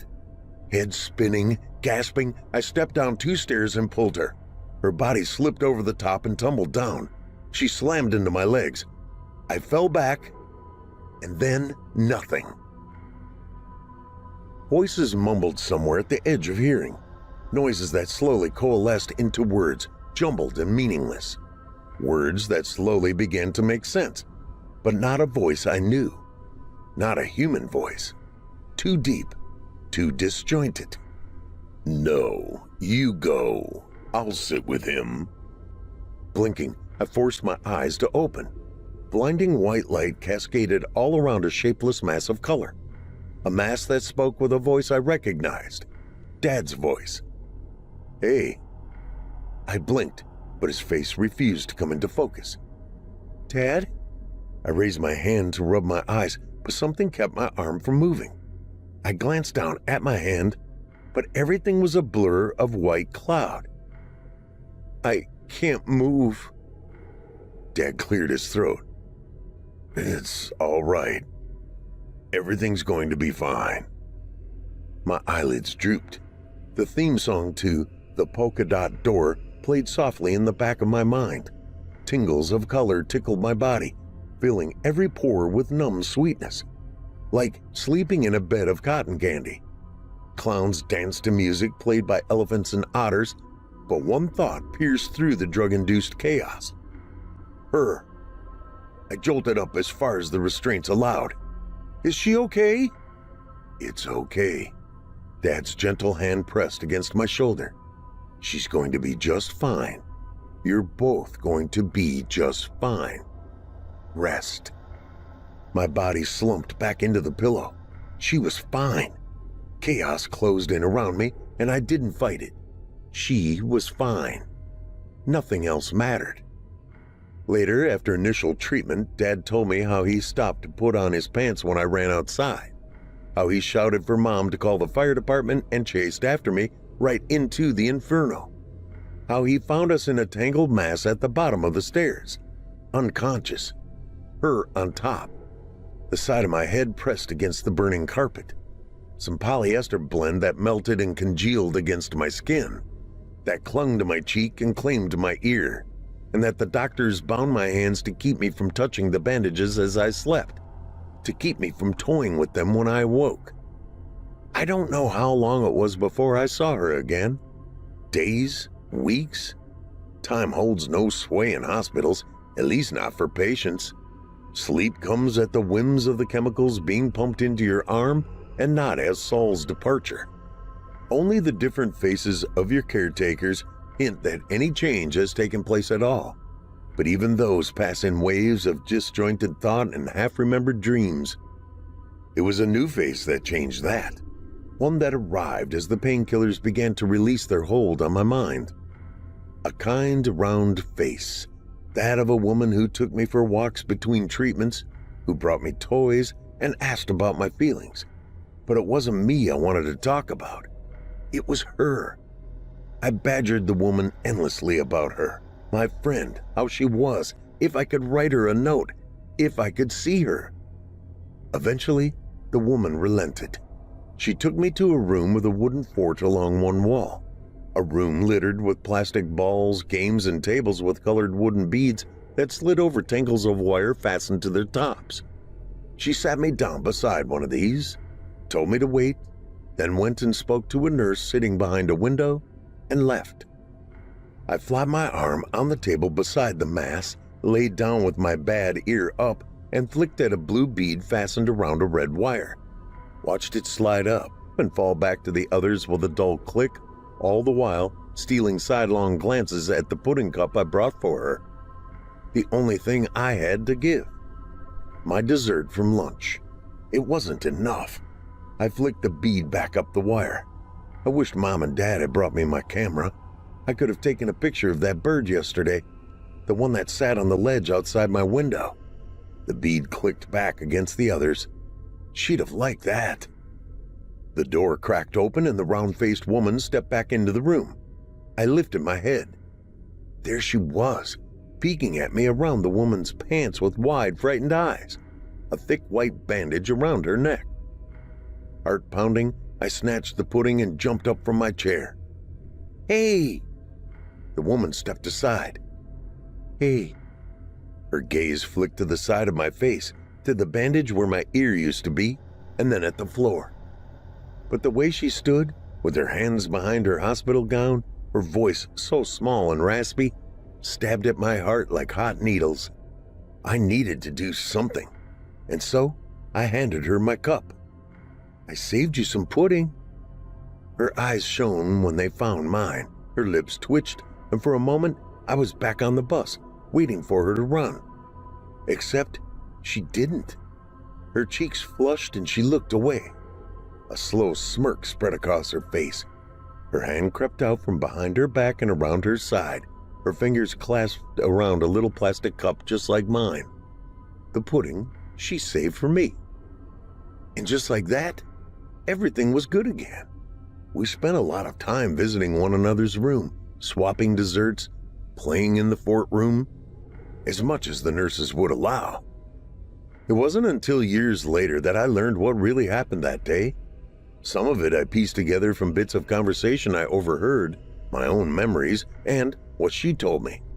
The rest I read decades later in the police reports, when the scars of her past resurfaced, when I went searching for answers, for help. The piano falls quiet, its notes soft and distant meld with the drumbeat of the clock. A shudder ripples down my arms, into my chest, and sticks to the back of my throat. But time marches on, cruel and unyielding, gatherer of sins, of scars, but sunderer of virtue, of happiness. Despite what I learned, what her father did, I couldn't hate him. I remember the kind, gentle man he was. The man who gave me candy when I got a flat tire on my bike. How he made his tools talk as he worked, each in its own voice. The man who took us fishing on weekends when Dad had to work. But then, I only knew him sober. I learned, like me, he was a man with scars. Though not of the flesh. No, his scars had been carved into his psyche by the tender blade of a priest's touch. He drank to numb the pain of those wounds, and when he drank, those scars consumed him. He lashed out violently. When he sobered, when he saw what he had done, shame and regret ravaged him. Pain he also needed to drink away. A cruel, spiraling storm. The morning of the fire, he greeted the dawn with a shot of Jack. She came downstairs ready for school and found him in one of his rages. It was the first time he had beaten her. Her mother stopped it that time, but she knew from experience that now that his demon had seen her, it wouldn't let her go. More beatings would follow. Her mother had stayed because she loved him, because she knew his past and saw through the ugliness of the scars to the man deep inside. The man he was. She couldn't abandon him, not to the demons that were claiming him one drink at a time. All that changed the moment he took their daughter, the person he loved most in all the world, by the neck and threw her against the wall. She knew what it meant. Another part of the man she loved was gone, claimed by the demons. Their daughter was no longer safe. They needed to run. Her mother planned to pick her up after school, before he got off work, and drive to her grandma's a few blocks away. It was too close. They couldn't stay there, but they could get money, food, and then disappear. To where I don't think even her mother knew. But, as fate would have it, he was fired for coming to work drunk. He returned home to find her mother on the phone, saw the suitcase waiting by the door, overheard what she was planning, and enraged, broke her mother's neck. She told me later that he was sober when he got home. He told her that her mother had gone shopping and wouldn't be back until later. He made supper from scratch, pepperoni and black olive pizza, her favorite. Gave her chocolate ice cream with sprinkles for dessert, snuggled with her on the couch, and watched Care Bears on the VHS until she fell asleep and put her to bed. Then he started drinking. I can't say what thoughts crossed his mind, what venom the demons used, but sometime after midnight, he snuck into her room, slit her throat as she slept, and lit the house on fire. The police found his body beside his wife's in a corner of the basement, a single gunshot wound to his temple. Her with 3 shattered vertebrae in her neck, taken by his demons. But demons aren't so easily killed. They move from host to host, passed on by hate and violence. Being drunk, he didn't cut his daughter's throat as deeply as he thought. The pain jolted her awake, but the blood, the sight of his face looming over her in the darkness, the knife in his hand, paralyzed her with fear. She couldn't move, even as the flames spread all around her. I pulled her from her bed that night, dragged her through the fire as far as I could, but I couldn't take her far enough, not to free her from the nightmares he gave her, the demons. Her song quiets. I strained to hear each lingering, haunting tone, desperate for her to stop, unable not to listen. It's our song, our story. I wiped the tears from my eyes. My fingertips probed the edges of the scars of that day, scars that painted every moment of my life since, that made every day at school a living hell for both of us. With her parents gone, her grandmother took her in and wanted to move away. It was a small town. Her grandmother thought that going to the same school, seeing the same kids, all of whom knew everything about what had happened, would be unthinkable. The therapist argued differently. She said that throwing her into a new environment right now would be even worse. She argued that children she knew would be more understanding, lend her support and sympathy she'd never receive at a new school. But more than that, after seeing us in recovery, how much her and I needed one another, that separating us, especially now, would cause irreparable harm. And the therapist prevailed. It was her grandmother that first taught her the piano. Outwardly, because she landed on top of me and had been spared the touch of molten polymer, the only scar she carried was the white jagged line across her throat. But inside was another matter. The piano became her voice, her way of channeling the scars etched into her soul. Her pain shaped each note into something beyond beautiful. A passion, a language all her own, one that reached deep into the hearts of all who heard her. A cry that eventually brought her to Carnegie Hall, Moscow, Sydney. But in those early years, when romance first beckons the young to dance, it was only her and I. She, the star around which my world revolved, my one true and only love. And I, her dearest friend. As we entered high school, music soothed her invisible scars, but nothing could erase the marks carved into my flesh. Her sophomore year, a skilled violinist who wore no scars inside or out moved to town. A kind-hearted prodigy her tutor introduced her to, who played with her. She spoke of him often, how he flipped his head when his hair fell over his eye, the way his hand held the bow between his thumb and forefinger, how his eyes changed with the mood of the piece he played, and how beautifully their music melded together. I smiled each time, ever there, ever supportive. Despite the change in her voice, the sparkle of her eye, and the little smirk that squirmed up her cheek when she thought of him, despite the burning ache as it always sparked in my chest. More than anything, I wanted her to be happy. I knew, scarred as I was, I could never be what she wanted, the person she deserved. But he could, if only she found the courage to speak to him. But I knew the scars she carried, faded but not gone. I knew, crippled as she was, such courage was beyond her.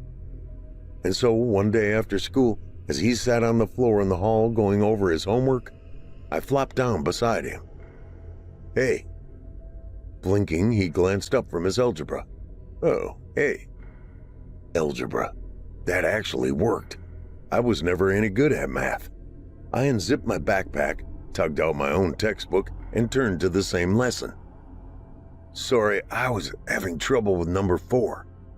I unfolded the sheet I had tucked between the pages. Do you mind? I glanced up just in time to see his eyes dart away from my missing ear. Licking his lips, he leaned over to look at my work. No, not a problem. He studied my paper for a few seconds, then reached over and tapped the tip of his pencil in the middle of the problem. You got the value for X right, but then you got it confused with Y. That's why your values are messed up for the next section. Oh. I stared down at the page in disbelief. He was right. I could see that now, but it meant redoing the entire assignment. Thanks. No problem. Tossed me a nod and went back to his own work. Ugh, it would take me all night to redo it all. I jammed the paper back into the textbook and closed the cover. I didn't even want to think about it anymore. It wasn't why I was here anyway. You have a secret admirer. Without turning his head, he glanced at me out of the corner of his eye. I'm touched, really. But I'm afraid my heart belongs to my music. He finished with a slight hint of a laugh. I meant your duet partner. The words burned like vomit in my mouth. He raised his head. Really? Yeah. I swallowed hard. She's crazy about you. She's just too shy to make the first move. The next day, he spoke to her. I'll never forget that day, watching from my hiding place, seeing the color rise in her cheeks when he called out her name. The way she bit her bottom lip to hide her smile, pulled the book she was carrying tight against her chest, and turned around. The slight tremble of her hand when he asked her out. How she swept her hair over her ear when she nodded. All of it. It was like swallowing knives, and the deep ache it tore through my gut, the crushing emptiness, destroyed me. I was, as ever, her friend. But as they drew closer, her time with me diminished, until we barely spoke at all. By graduation, we were all but strangers. A few years later, I received a wedding invitation. I didn't go. For years, I lost track of her entirely. Without her, my life had no direction. I dropped out of college, worked a string of odd jobs for a temp agency. I was a delivery driver, worked manual labor, whatever paid the rent. But life lost its meaning, its flavor. I stopped calling home, ghosted my friends. They were reminders of the past, of her, of what I did, what I lost. I didn't need them, didn't want them or anyone. I just wanted to be left alone. So I stopped hiding my scars, my missing ear. I figured no one wanted to associate with Freddy Krueger. It worked.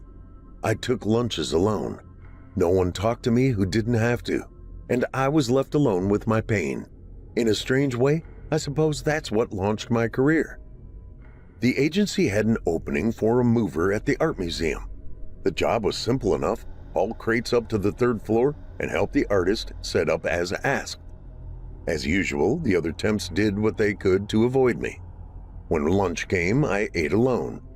Out of sight and out of the way, but still there, still ready to work when lunch ended, which that day meant a paint bucket shoved between a potted plant and a column. I sat down, unwrapped my sandwich, and a voice asked, "Mind if I ask you something?" My hand froze. Sandwich halfway to my mouth, I turned my attention to a short, balding man in a white suit. The artist. My boss for the day. He flashed me a tentative smile and lifted a camera to his pudgy cheek. Picture? No. I turned back to my sandwich and took a bite. I was not interested in my scars becoming his muse. Oh dear. He scratched the stubble on his chin, waddled over and pulled up a paint bucket beside mine. Sorry, I didn't mean to offend. You didn't. I took another bite. Yet. Well, good. He sighed, sat down, and propped his camera on his knees. Have you looked at my exhibit? No.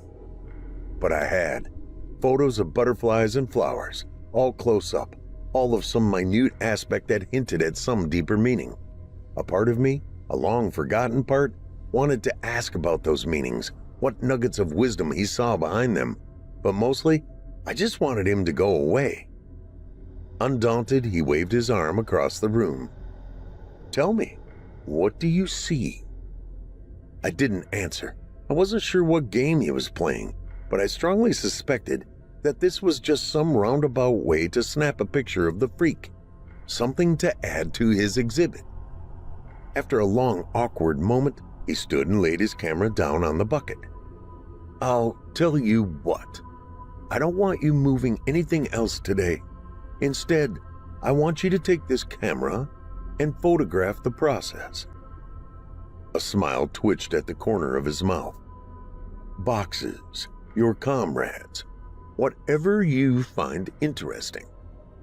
With a wink, he turned, folded his hands behind him, and waddled back across the room and out of sight, whistling as he went. I watched him go before going back to my sandwich, eyeing the camera as I ate. Whatever I find interesting. Nobody ever cared what I thought, what I felt. Not since she left. I reached down and picked up the camera, a far cry from the Polaroid I had as a kid. I flipped it forward and gave the back a once-over. Digital, high-end, but just a few buttons. Seemed simple enough to operate. One of the other temps lumbered by carrying a ripped box. I zoomed in on his face, the deep lines carved into his skin and tired eyes, and snapped a picture. Then another of his hands, his dry and cracked knuckles. Next, a gash down his thumb where he must have nicked himself with the box cutter. All intimate stories that needed to be told. But once I started, I saw more. A sweat-stained ball cap tossed on top of a pair of worn-out gloves. A bunch of the others on break, laughing at a dirty joke. Dozens of pictures. Hundreds of stories. The artist loved them, said I had the gift. I had no idea what that meant, but he took them and after getting them printed, blown up and arranged, showed them as part of his own exhibit, but under my name. My chosen mask, a fabricated name plucked from my past. And just like that, I became an artist. The first picture I took that day sold for $325,000. Others followed. Years passed, along with my benefactor, Mom and Dad. But my art, my prestige only grew until at last I had an exhibition of my own in Paris, only an hour's drive from my own private chateau and vineyard, where I lie now. Her song crescendos like rain at the height of the storm, all but stealing the breath from my lungs. The same notes that brought us together. The piece she composed herself. Her story, our journey. Her soul and mine. The same outpouring that propelled her onto the international stage. The career that led her to the same city as my exhibition. At the same time. I couldn't bring myself to attend her concert any more than I could reveal my true identity. I couldn't stand seeing her, hearing her soul bleed into my ears, knowing her heart belonged to another. No, my face was never meant to stand in the light, especially not hers. Even there, among my own work, I remained unknown. My name a pseudonym I plucked from the past. I, the mysterious artist, the master who stood in shadow. Oh, I attended every showing, but in secret, always lurking, always listening. I had no choice. I needed their praise. I needed to hear it with my own ear. Just a pile on the scale, to balance the void in my chest, the voice that called from the inky blackness of her absence, the only whisper that spoke only of my worthlessness, of how even the price of flesh, of heart, wasn't enough to win her or anyone's love. And so, I was there, lurking, listening for nuggets of worth to toss on the scale when the guide passed by one of my pictures, one I had named Scars. A black and white print, a rag doll sitting in the rubble of a shelled-out building, as if some little girl had set her there and ran off to play. The only color I added, the blood spray across the doll's face and dress. He gave his speech, told the admirers where I had taken the photo, a snippet about me being burned in a fire, a stirring warning about the horrors of war, and the group moved on. All of them except one. Her. She stood there transfixed. Her gaze jumped between the picture and the plaque. The name I had given myself. The first name, our hometown, and the last, her grandmother's first name. Her eyes widened. It can't be. I shifted in the shadows, numb, not sure what to feel. She didn't look like the woman in the posters, even less like the girl I remembered. Her eyes carried the weight of time, of sorrow, though the scar across her neck was nearly invisible now. Had I not known, I wouldn't have seen it at all.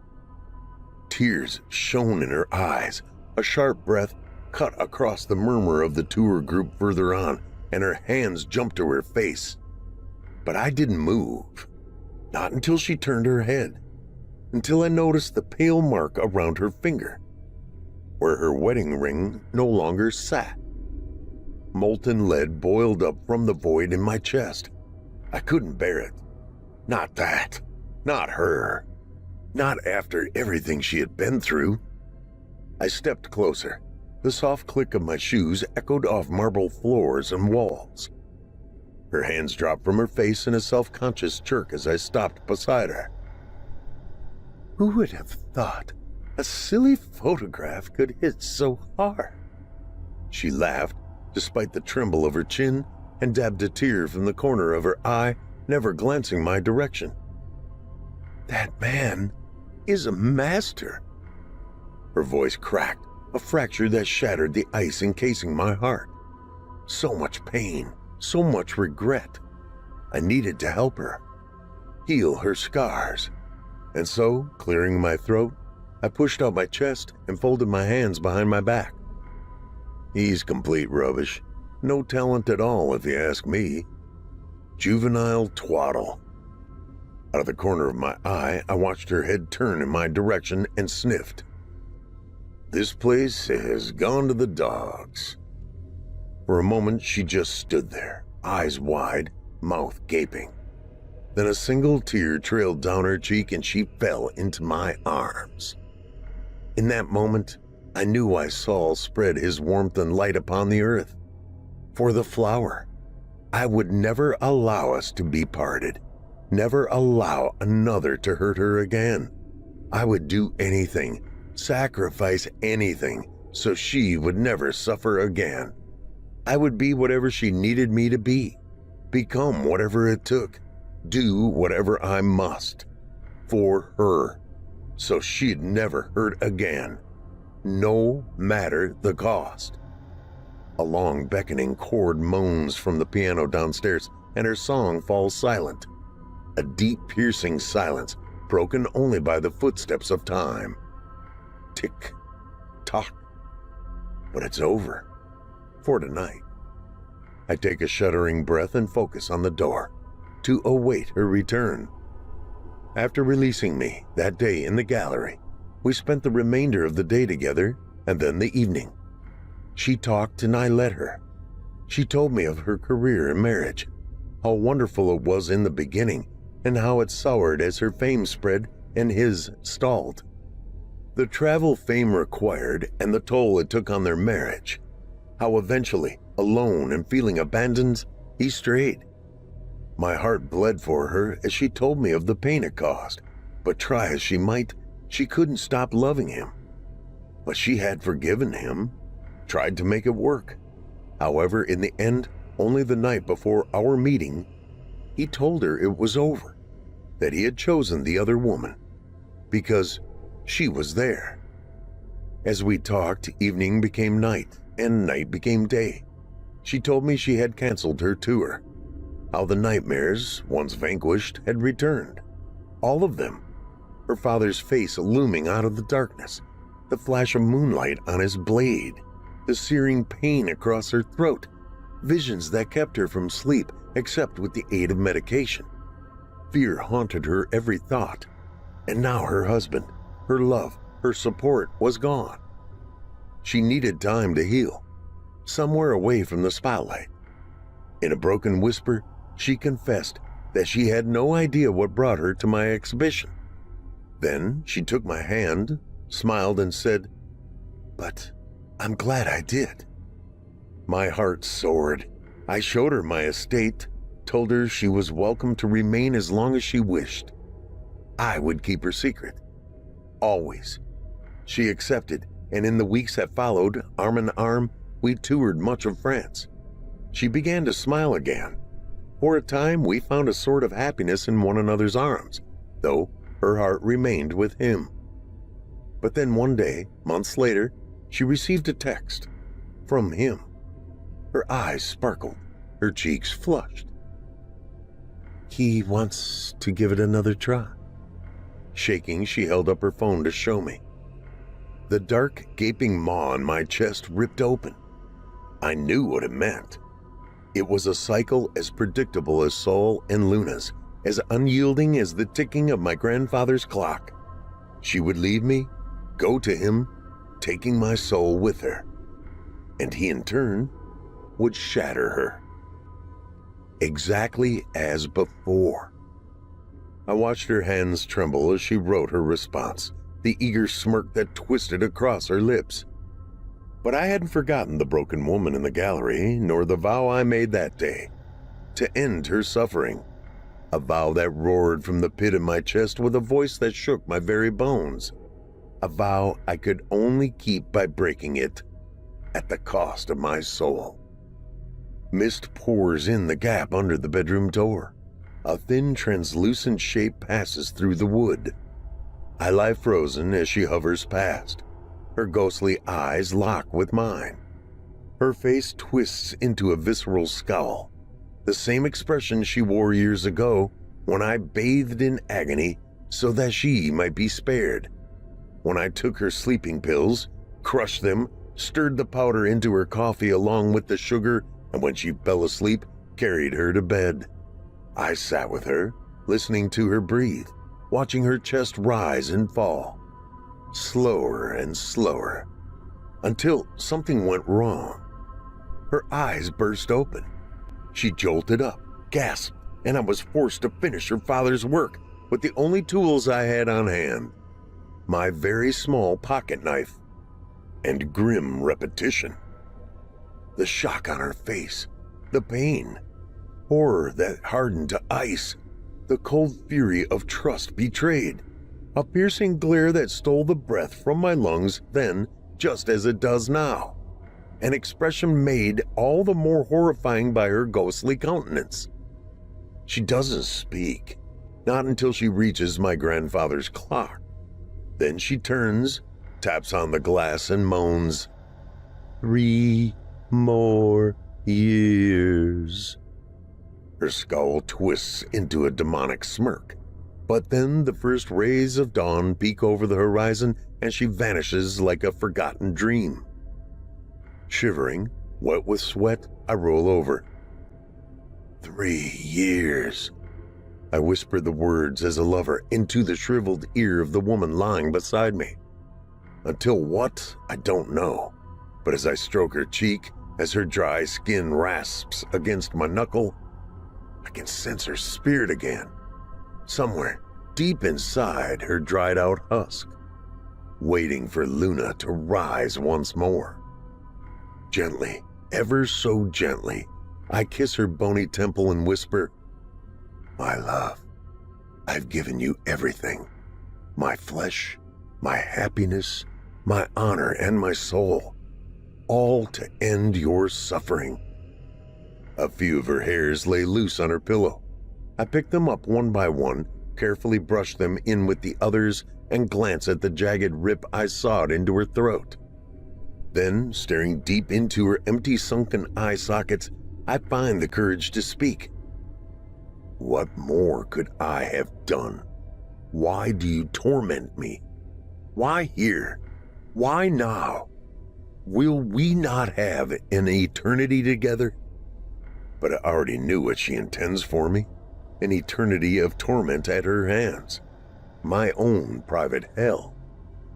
I shake my head and press my lips to hers. Even after all this time, she doesn't understand. Hell is a price I'm willing to pay. Chilling tales for dark nights.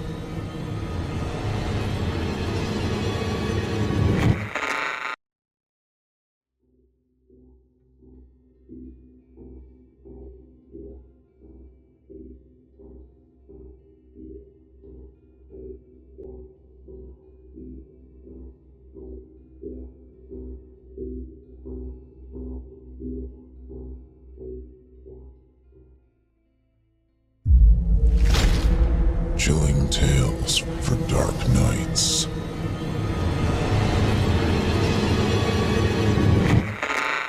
Want to make sure you never miss a Chilling Tales for Dark Nights video again? Be sure to subscribe and hit that bell to turn on notifications. Out back, the shed stood crooked. Cracked patches of mud marked the paving stone pathway that once ran the length of the lawn, laid in a haphazard zigzag by a gardener trying too hard to add character to a lopsided garden parched beyond saving. The shed door, long shrunk out of shape by a lifetime of turbulent British weather, hung by a single hinge and remained shut, not locked, just shut. There was no window. From the gaps between the slats that comprised the door, gaps that were narrow in places, wider in others, escaped only inkblot like threads of darkness, and nothing more. Whenever we'd wondered what was behind that shut-to, not locked, wooden door, which he did so lots of times, Nathan had asked his grandmother what she kept in the shed. Somehow she'd always answer without answering, if that made any kind of sense.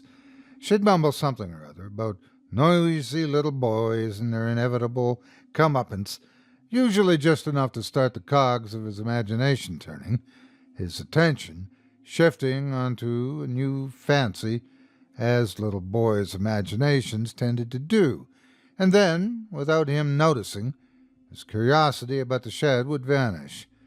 Then, before he could pluck up the courage to interrupt his grandmother from her chores for a second or third time, it would be time to go home. Nathan's grandmother was an expert on avoiding the subject of what was in the shed at the bottom of the garden. Nathan was just a little boy, struggling to understand the world and its perpetual fascination with misdirecting the young. He had no hope of ever getting his grandmother to admit to the truth. But children are quick to learn from their environment, and realizing the futility of asking his grandmother the same question again, Nathan had taken his first tentative steps into mastering the art of deception. Knowing she kept a tidy house, he told her he'd seen a mouse scuttle across the kitchen flags and disappear somewhere inside the larder.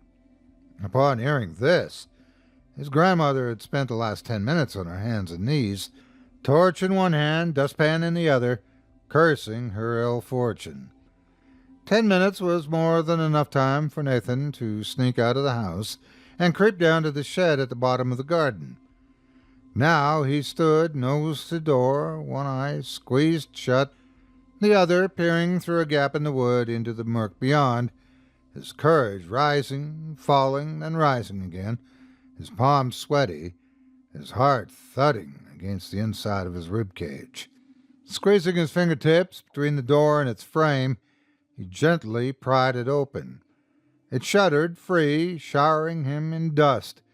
He glanced nervously back toward his grandmother's house, half expecting to see her marching towards him, skirt hitched, cheeks puffing, scolding between hurried breaths. But the garden was empty. She was still caught amid his deceit.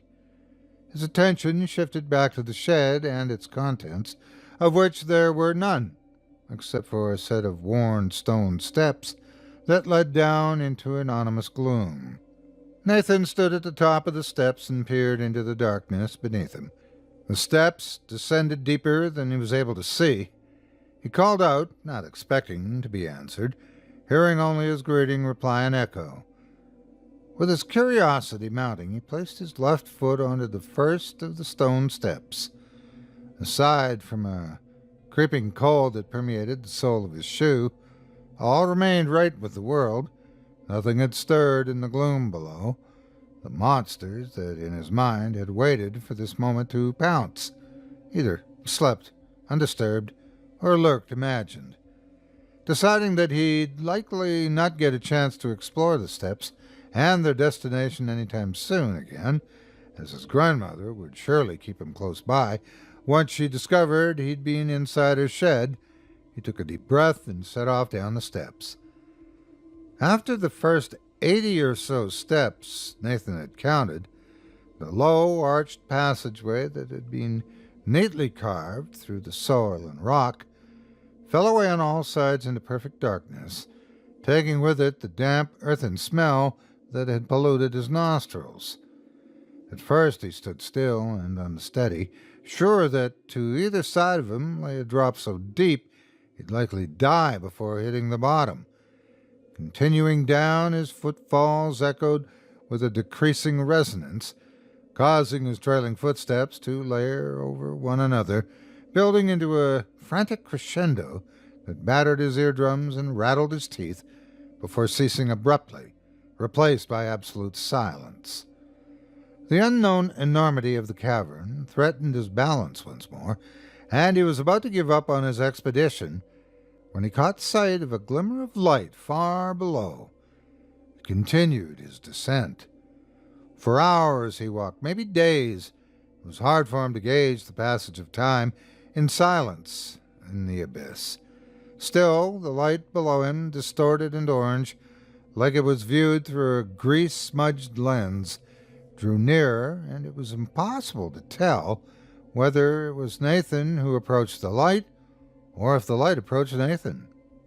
Down, further, deeper.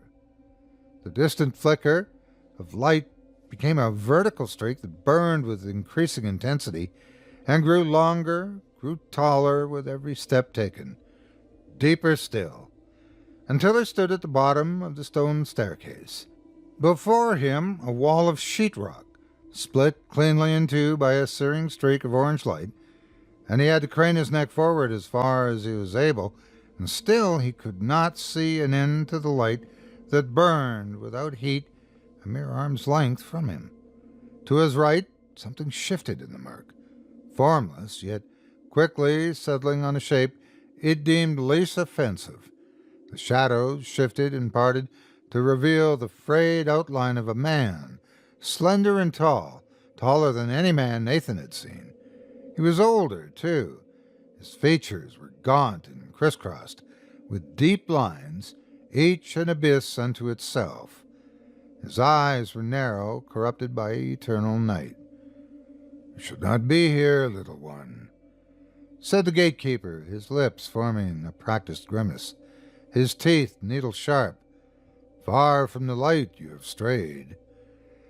With his initial surprise at the presence of the man subsiding, Nathan spoke. "Don't tell Nana, will you? I just wanted to see what she kept in her shed."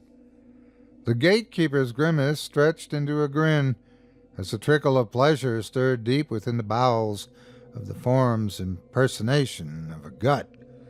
This one was young, his soul untainted, a rare delicacy, but he was untouchable, for the ways of free will had yet to assert their influence. "You want to be careful how you handle the truth, little one. Truth is a gift, delicate, easily mislaid. Beyond it only lies and sin." "Well, lies are bad," chirped Nathan, squinting at the light erupting from the rock face. "That's what Mum says."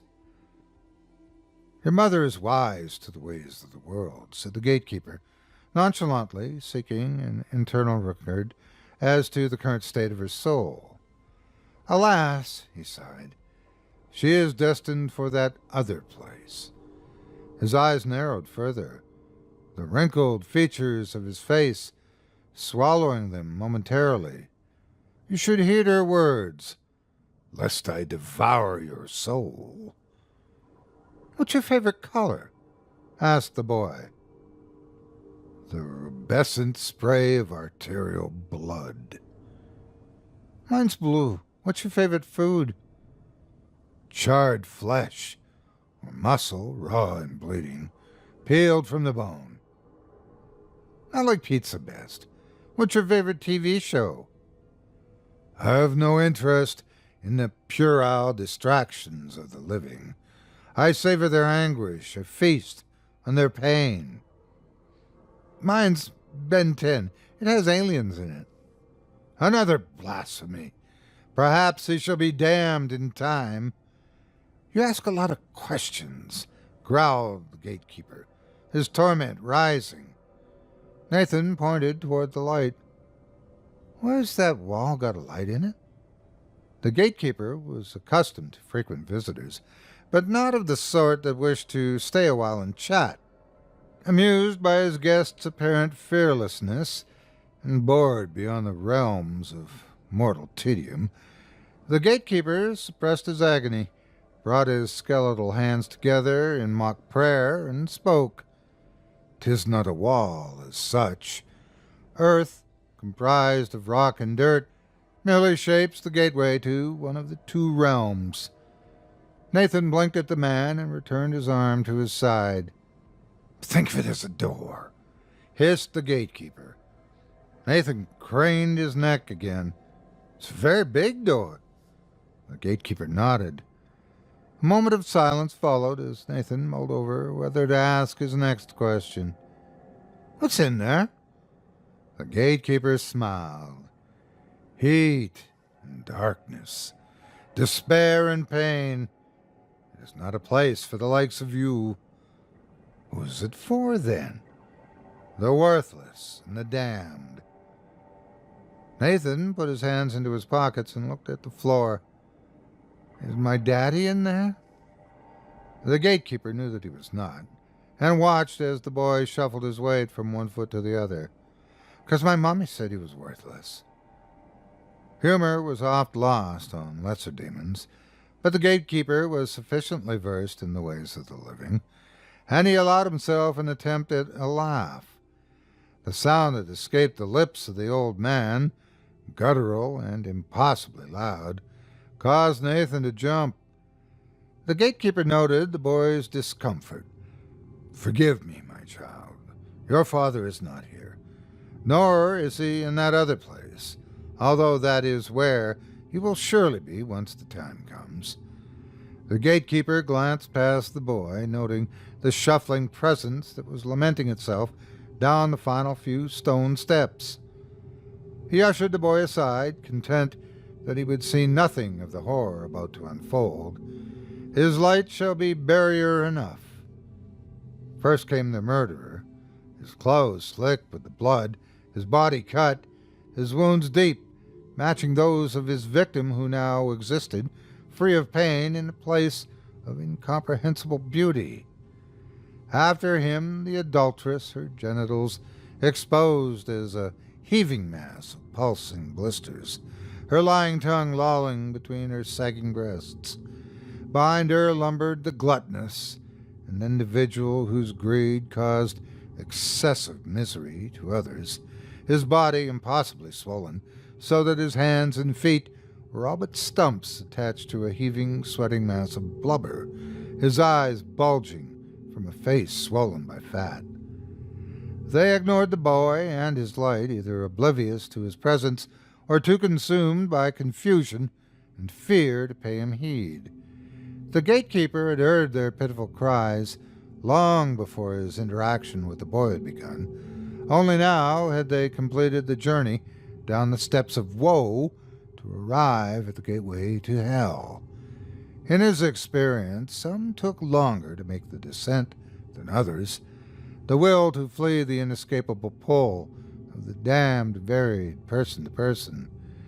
Their plays were in vain, heard already, 100,000,000 times before, often from souls far more deserving of forgiveness, forgiveness not found.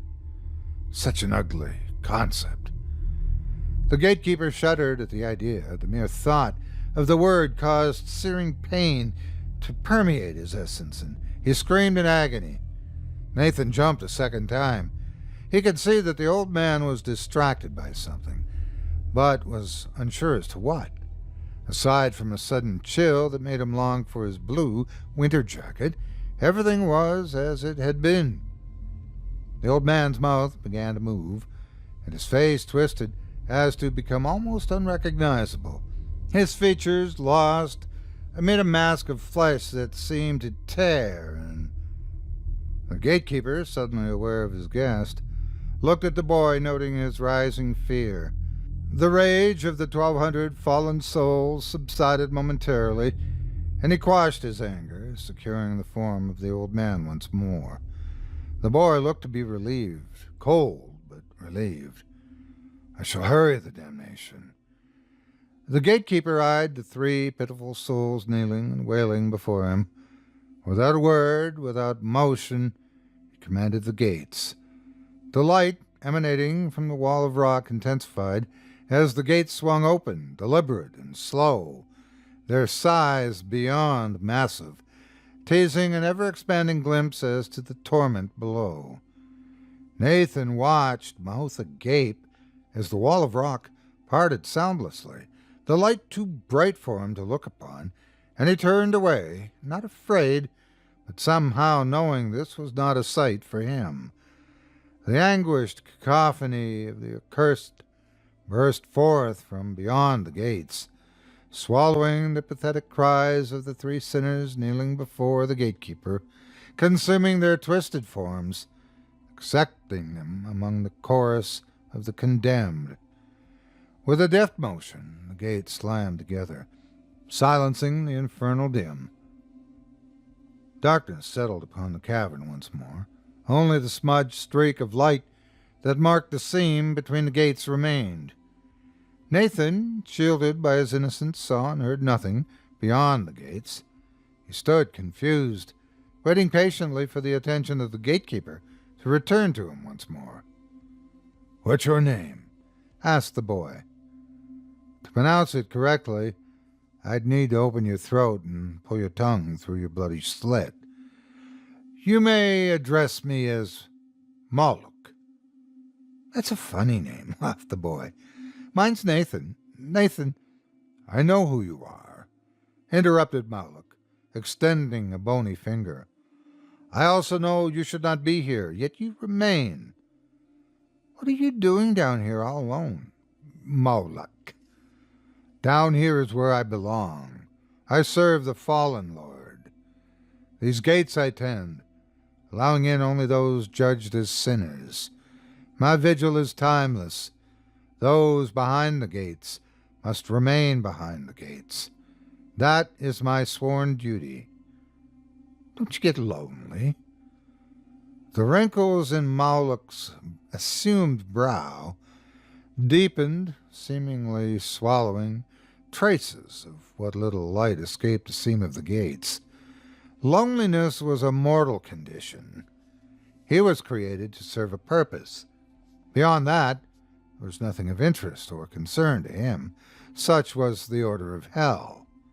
"No, I do not." The sound of distant footfalls and trembling voices caused Moloch to look up. Another sinner approached. "You should return to your home, Nathan. I have much to attend to." Nathan turned to follow Moloch's gaze and saw only the stone steps, empty and ending in darkness. "I probably should," began Moloch. "Nanny will be worried. It's been ages. There are lots of steps." "Do not worry. You will emerge from this place the moment you entered. Time holds no sway here." Nathan frowned. "That is to say," continued Moloch, "that your grandmother will not have noticed your absence." "Thank you, Moloch," said Nathan with a smile. "This has been fun." I'm sure it has, grinned Moloch.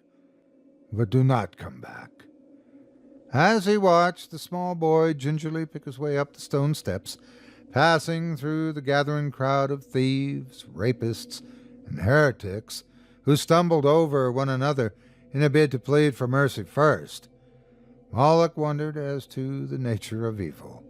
It was evident that the boy, who had turned to wave his way a final time, held no capacity for evil, and that Moloch would likely never meet him again. He hoped he would not meet him again, as much as any demon had the capacity to hope, for there was still time for the boy to lose his way. The curse of free will claimed many an innocent soul as they embarked on the torrid journey the mortals referred to as life. As he watched the shadows consume the outline of the boy, it was a strange and uncomfortable feeling that manifested in his makeshift gut, one that he was only too glad to be rid of once he shed his form. From the shadows, Moloch glared at Nathan and the approaching girl. She, not much older than he, and like he, a stranger to this place both in life and death. "I told you not to return," said Moloch, stepping out of the gloom and staring at the girl. "See, I told you there's an old man living down here," gloated Nathan. "She didn't believe me." "I did believe you," countered the girl. "I just wanted to see for myself." Moloch grinned. "Girl, if sight is needed as proof, so that one may believe, you may well find yourself back here sooner than you like." "Oh, I don't think so," shrugged the girl. "It smells funny down here, like rotten eggs." "That's my big sister, Bethany," said Nathan. "She wanted to meet you." "Do you want to see my verruca?" said Bethany, kicking off his shoe and bending to remove her sock. "Oh, I enjoy the sight of festering flesh as much as any," hissed Moloch, his temper rising. "But one pus-filled sore looks much the same as any other, so—" Bethany lifted her foot and pointed it towards the gatekeeper. "The doctor said he'd never seen one as big as this." "It's quite the sight," said Moloch, averting his gaze from the girl's infected foot, instead focusing on the stone steps, hoping, nay, praying, for the welcome distraction of new intake of sinners. "She's got an even bigger one on her other foot," said Nathan. "Go on, show him." As the girl began to slide her foot from the remaining shoe, the final fragile strands of Moloch's restraint, a display of self-control that at any other time would have earned him a place in that other kingdom, snapped. The children had to leave and never return. With a growl born of timeless rage, Moloch shed the threads of his assumed disguise and allowed himself to metamorphosize into his true, demonic form. The children stood rooted, mouth agape, bodies trembling, a silent scream escaping their lips as the flesh of the old man split and tore, his limbs twisted and snapped, and all hint of the gatekeeper's human form was swallowed by a revolting mass of pulsing meat and blood. From its rear burst two spindly appendages, sending a shower of blood mist into the air, covering the faces of the children. From these appendages unfurled sheets of wet flesh, which flapped in unison and expanded in size until their span was reached. The grotesque mask, now a winged, writhing hulk of muscle, twisted and contorted, its center tearing in two, revealing a snapping mouth lined with rows of pointed broken teeth. A tongue, long and neatly split, danced this way and that, edging closer to the children who were still gripped by their catatonic state. Above the mouth, a single eye, open, bulbous, vast, and emanating hate. Their shock shattered by terror, the children turned and ran. They did not look back. "Tell your grandmother to buy a lock for that door," roared Moloch, relishing the freedom of his true form. "And next time I see you, I'll peel the flesh from your face. Out back, the shed stood crooked and secured with several gleaming padlocks. It remained empty inside, save for the stone steps that led down deep into the earth crust. At the foot of the steps remained the gatekeeper, whom, in those lingering silences, when he might relax his guard, did wonder as to the joys of a setting sun, a clear night sky, a soft kiss of falling snow, and to the well-being of the two children. The feeling in his makeshift gut had lingered on, gaining in ferocity since he'd been forced to frighten them away. It was a feeling the mortals had termed regret. He didn't much care for it. On the last step before the gates of hell sat a solitary, crumpled white sock and a pair of scuffed black school shoes. Moloch could have swept them into the abyss, but in those same long, lingering silences, they reminded him that there was good in the world. It was just that he would never likely see it again firsthand. Beside which, the sight of the shoes provided many wretched souls with a welcome, albeit puzzling, distraction, and in his few lighter moments, he'd shared the story of their origin with a select few, while they waited to begin their sentence of eternal agony. Chilling tales for dark nights.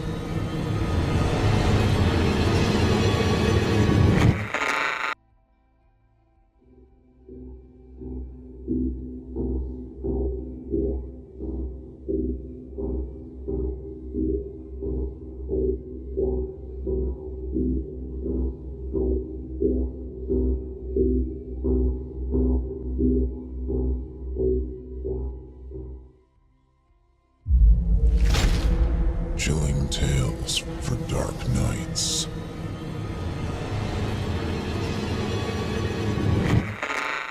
Want to make sure you never miss a Chilling Tales for Dark Nights video again? Be sure to subscribe and hit that bell to turn on notifications. It's time to turn off the lights and turn on the dark. Chilling tales for dark nights.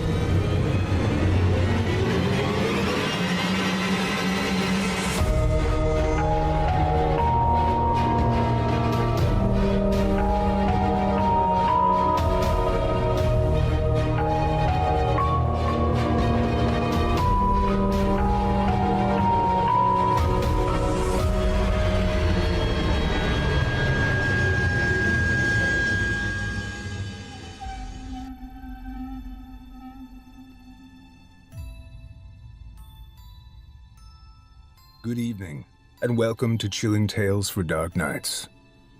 I'm your host this evening, Nicholas Goroff, once again filling in for Steve Taylor, who will be back next week. Tonight's story begins the way many nightmares do, quietly. A failed marriage, a lost job, an apartment that no longer feels like home. And then, a name appears. A therapist no one remembers recommending. An office tucked away in a building where no one else seems to work. A man who speaks gently about control being an illusion and chaos being the path to freedom.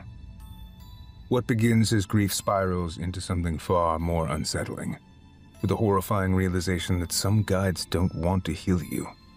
They want to replace you. Settle in and dim the lights. The show is about to begin. Before we get to tonight's feature, however, we'd like to thank our dedicated supporters in the Chilling Tales for Dark Nights patrons area. For just $7.99 per month, members receive ad-free listening, early access to new episodes, exclusive content, and our complete archive, with discounted annual options available as well. Your support helps us continue producing the immersive horror experiences you've come to expect, week after week. To learn more or become a member, visit chillingtalesfordarknights.com. Thank you for helping us bring nightmares to life, month after month.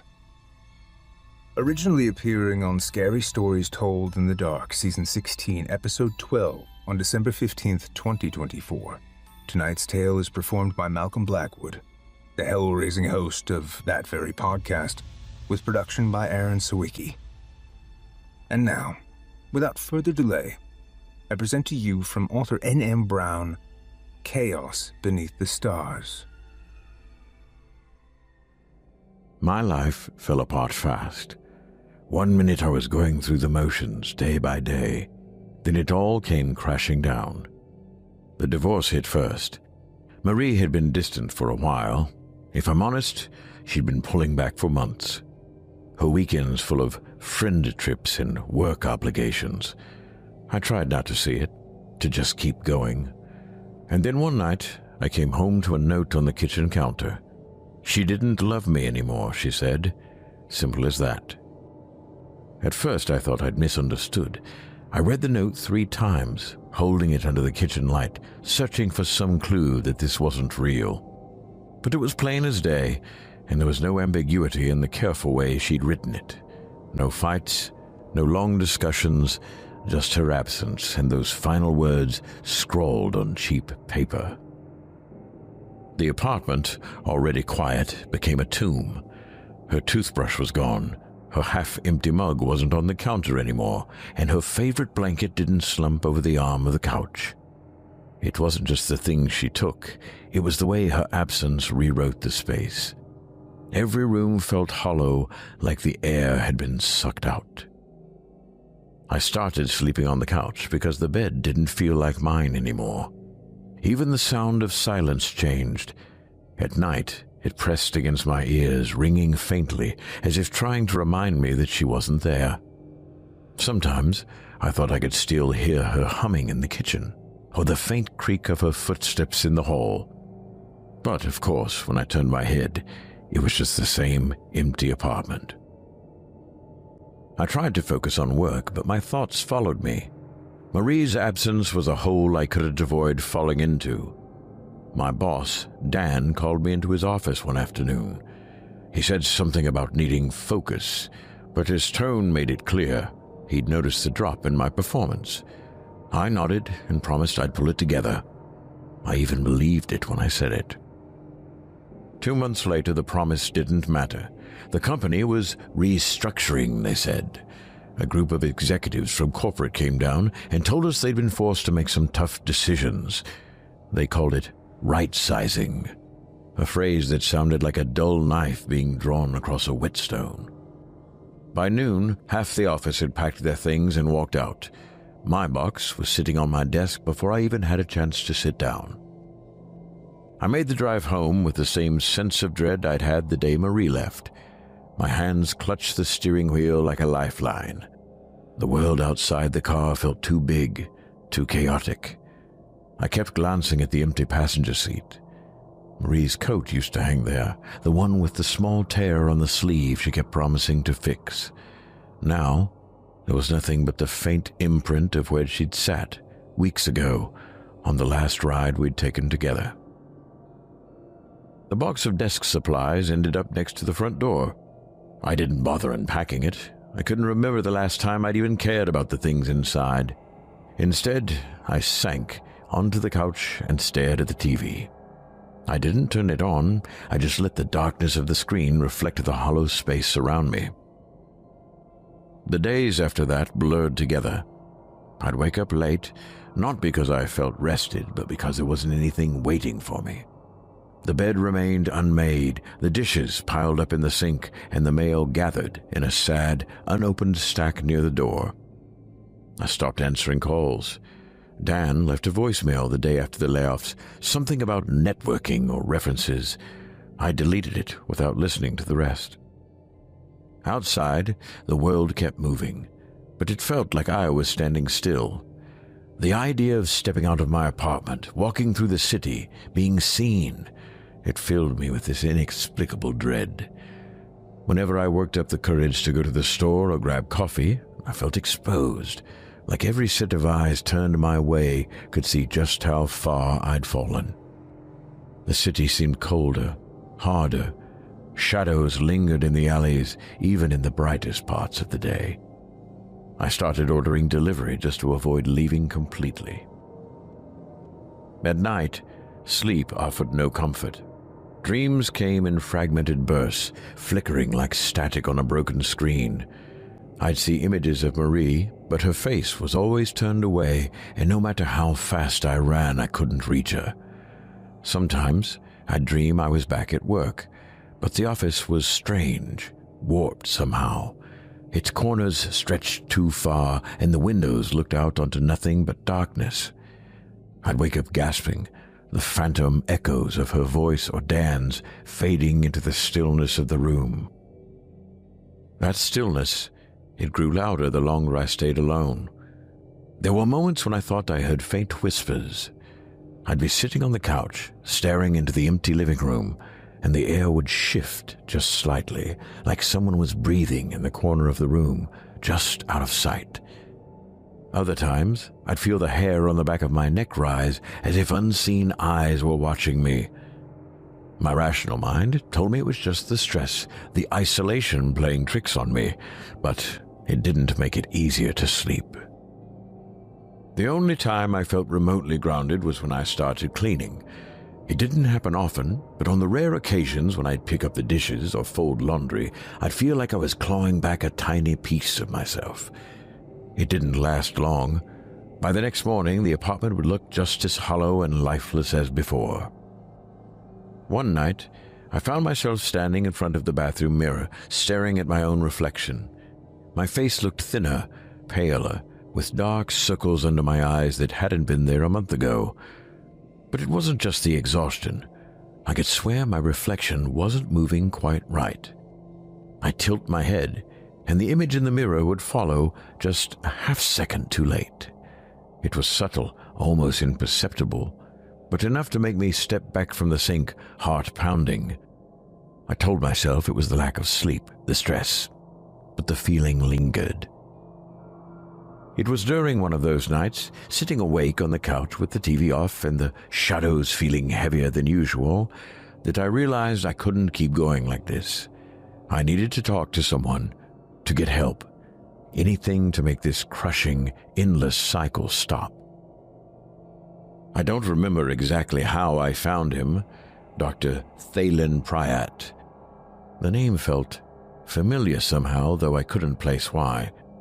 I couldn't recall anyone recommending him, yet there it was, his name scribbled on a scrap of paper I didn't remember writing on.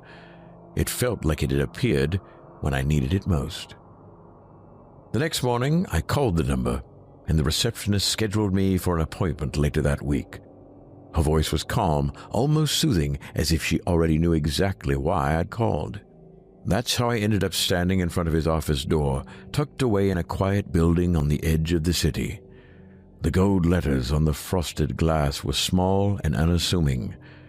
Dr. Thalen Pryatt, Counselor. For a moment I hesitated, my hand hovering over the doorknob. I almost turned back, but something about the stillness of the hallway pushed me forward. When I stepped inside, I felt the faintest sense of relief. The waiting room was plain, almost clinical, with beige walls and a small potted plant in the corner. There were no other patients waiting, no sound except the faint hum of a desk fan. Before I could sit, the door to his office opened, and a tall man with sharp features stepped out. "Elliot," he said, his voice smooth and even. "Come in." Dr. Pryatt was tall, not in an exaggerated way, just enough to make you notice. His features were sharp, his cheekbones pronounced, and his dark hair combed neatly back. He moved with an unsettling kind of precision, like someone who never second-guessed a step in his life. His eyes, though, they were the kind of dark that didn't reflect light. They stayed on me a moment too long. The way he said my name gave me pause, like it wasn't the first time he'd said it. I followed him into his office anyway. The room was sparse, almost clinical. A single leather chair sat across from his desk, which was empty except for a notepad and a pen placed exactly in the center. The walls were bare, except for a clock that ticked just slightly too loudly. There was no sign of personal touches, no family photos, no degrees, not even the usual bookshelf cluttered with dusty psychology textbooks. It felt like a space that didn't belong to anyone, least of all the man sitting behind the desk. Dr. Pryatt gestured for me to sit. I hesitated for half a second, then dropped into the chair. My knees felt uncomfortably close to his desk. "So, Elliot," he began, folding his hands neatly in front of him, "what brought you here today?" I faltered, unsure of where to start. I guess I just feel like I've lost control of everything," I said finally. "My wife left, my job's gone, I don't even know what I'm supposed to be doing anymore." He nodded, his expression thoughtful but unreadable. "You've been through significant upheaval," he said. "That kind of disruption often leaves us questioning our place in the world." I wasn't sure what I had expected him to say. Maybe something more reassuring, something that didn't sound like an obituary for my life. But he didn't elaborate, didn't rush to fill the silence. He just waited, his dark eyes fixed on me like he was studying something beneath my skin. "I don't know how to fix it," I admitted. "It's like I'm stuck. I can't move forward, and everything I try just doesn't work." Dr. Pryatt leaned forward slightly. "Perhaps," he said slowly, "the problem isn't that you're stuck. Perhaps it's that you're resisting the natural course of things." I frowned. "What do you mean?" "Control," he said, his voice calm but firm. "We all cling to it, especially when our lives feel chaotic. But the truth is, control is an illusion. Chaos is what shapes us. Sometimes the best thing we can do is lean into it." His words unsettled me, though I couldn't quite explain why. Maybe it was the way he said them, like he wasn't offering advice but stating an undeniable fact. Still, there was something in his tone, something almost comforting, like he understood a part of me I hadn't even shared yet. We talked for nearly an hour, or rather, I talked. He didn't say much, only asking a few pointed questions that had a way of pulling more out of me than I expected. By the time I left, I felt lighter somehow, like I'd shed some of the weight I'd been carrying since Marie left. As I stepped back into the waiting room, I paused. For the first time, I realized how empty the space was. No receptionist, no ambient noise, not even the faint hum of a computer or phone. Just silence. It struck me as odd, but I brushed it off. Maybe he worked alone. Plenty of therapists did. The drive home felt different. The city, which had seemed so foreign and oppressive for weeks, looked almost normal again. I didn't feel that cloying sense of dread I'd been carrying with me everywhere. For the first time in months, I thought maybe I'd found something or someone that could help. That night, I slept better than I had in weeks. The dreams came, but they didn't feel as sharp, as jagged. They were strange, sure, flashes of indistinct faces and shadowed hallways that stretched on forever. But I didn't wake up gasping. I didn't wake up at all until the sun was creeping through the blinds. That felt like progress. Over the next few days, I found myself feeling lighter. Not happy, not yet, but less burdened. I cleaned up the apartment, made a grocery run, even called an old friend just to talk. The conversation was awkward and stilted, but it felt like I was clawing my way back to something normal. I scheduled another session with Dr. Pryatt. The second time I walked into Dr. Pryatt's office, it felt less daunting. The silence of the waiting room didn't weigh on me the way it had before.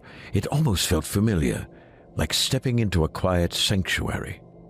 He was waiting for me, standing in the doorway to his office with that same calm, unreadable expression. "Elliot," he said, gesturing me in, "it's good to see you again." I sat in the same chair, and we began. This time his questions were more precise, cutting closer to things I hadn't realized I'd been avoiding. When I mentioned Marie, My voice cracked unexpectedly. I hadn't talked about her with anyone since she'd left. I just keep replaying everything in my head, I admitted. Every argument, every little mistake. I feel like if I'd just done something differently, been better somehow, she wouldn't have left. Dr. Pryatt studied me, his hands folded neatly on the desk. Regret is a powerful thing, he said. It has a way of tethering us to the past, convincing us we could have changed it. But what if regret wasn't something to avoid? What if it was a guide? I blinked. A guide? He nodded. Regret points to the things we value most. If you lean into it, face it fully, you may find that it holds the answers you're looking for. The way he said it made sense, in a strange, unsettling way. For the first time, I let myself think about Marie without trying to shove the feelings aside. The guilt, the sadness, the anger, they were all still there, but something about acknowledging them made them feel less suffocating. By the end of the session, I felt drained but oddly hopeful. Dr. Pryatt didn't offer reassurances or solutions, but his words lingered with me. It felt like I'd been given permission to stop running from myself. That night, I slept deeply. The dreams still came, fragmented and strange, but they didn't leave me gasping when I woke. I felt like I'd cracked open some part of myself that had been sealed off for too long. Over the next few days, I started to rebuild a routine. I cleaned the apartment, folded the laundry that had been sitting in a pile for weeks, and made a point to go outside each morning. The city still felt strange, like a place I didn't quite belong, but I kept walking. I even reached out to an old friend. The conversation was awkward, full of long pauses, but it reminded me that I wasn't completely untethered. When I scheduled my next session with Dr. Pryatt, I felt a flicker of something I hadn't in a long time: optimism. By the time I stepped into Dr. Pryatt's office for my third session, the unease I'd been initially carrying had settled into something dull, like a faint hum at the back of my mind. I told myself it was nothing, just leftover nerves. The waiting room was just as empty as before, just as silent.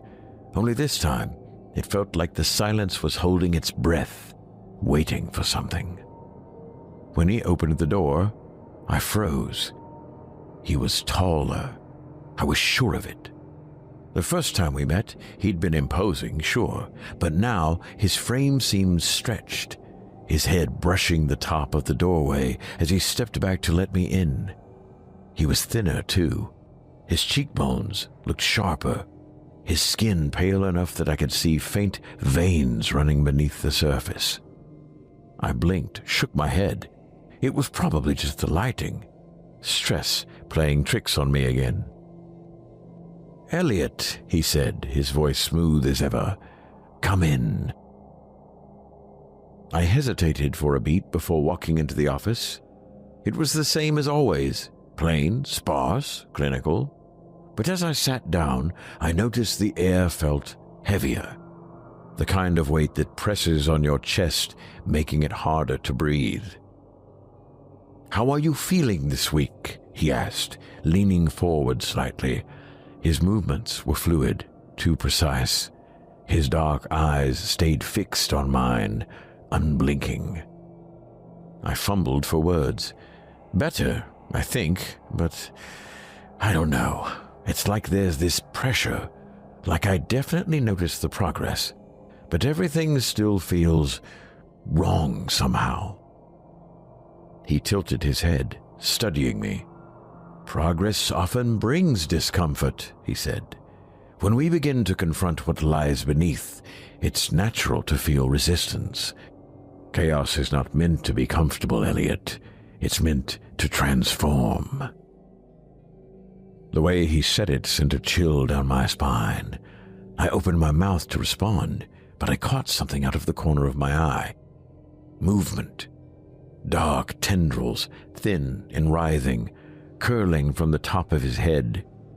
They swayed gently, like smoke caught in an invisible breeze. I turned my head sharply, focusing on him.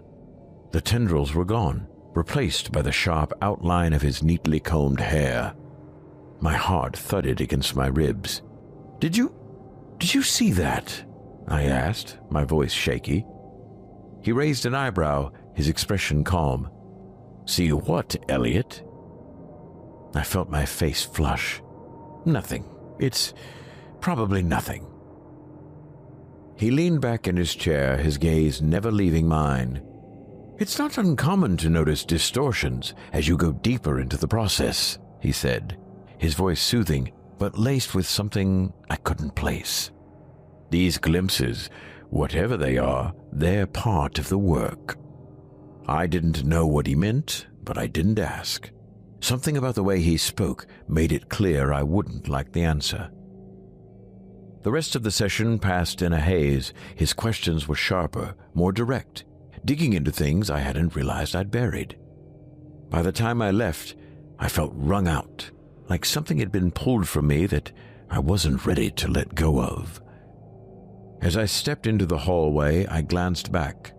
Dr. Pryatt stood in the doorway, his tall, lean frame silhouetted against the dim light of his office. For a moment, I thought I saw the tendrils again, coiling above his head like smoke. But when I blinked, they were gone. The walk home felt longer than usual. The city streets seemed darker, the shadows stretching farther than they should. Every step felt like it echoed too loudly, like something was following me just out of sight. By the time I reached my apartment, my hands were shaking. I locked the door behind me and leaned against it, trying to catch my breath. That night, the dreams came back stronger. Shadows loomed, twisting and crawling, whispering things I couldn't understand. And when I woke, drenched in sweat, I realized something I didn't want to admit. I wasn't sure I wanted to go back, but a part of me knew I would. By the time I returned to Dr. Pryatt's office for my 4th session, I experienced something darker. The waiting room's silence wasn't just oppressive, it was suffocating.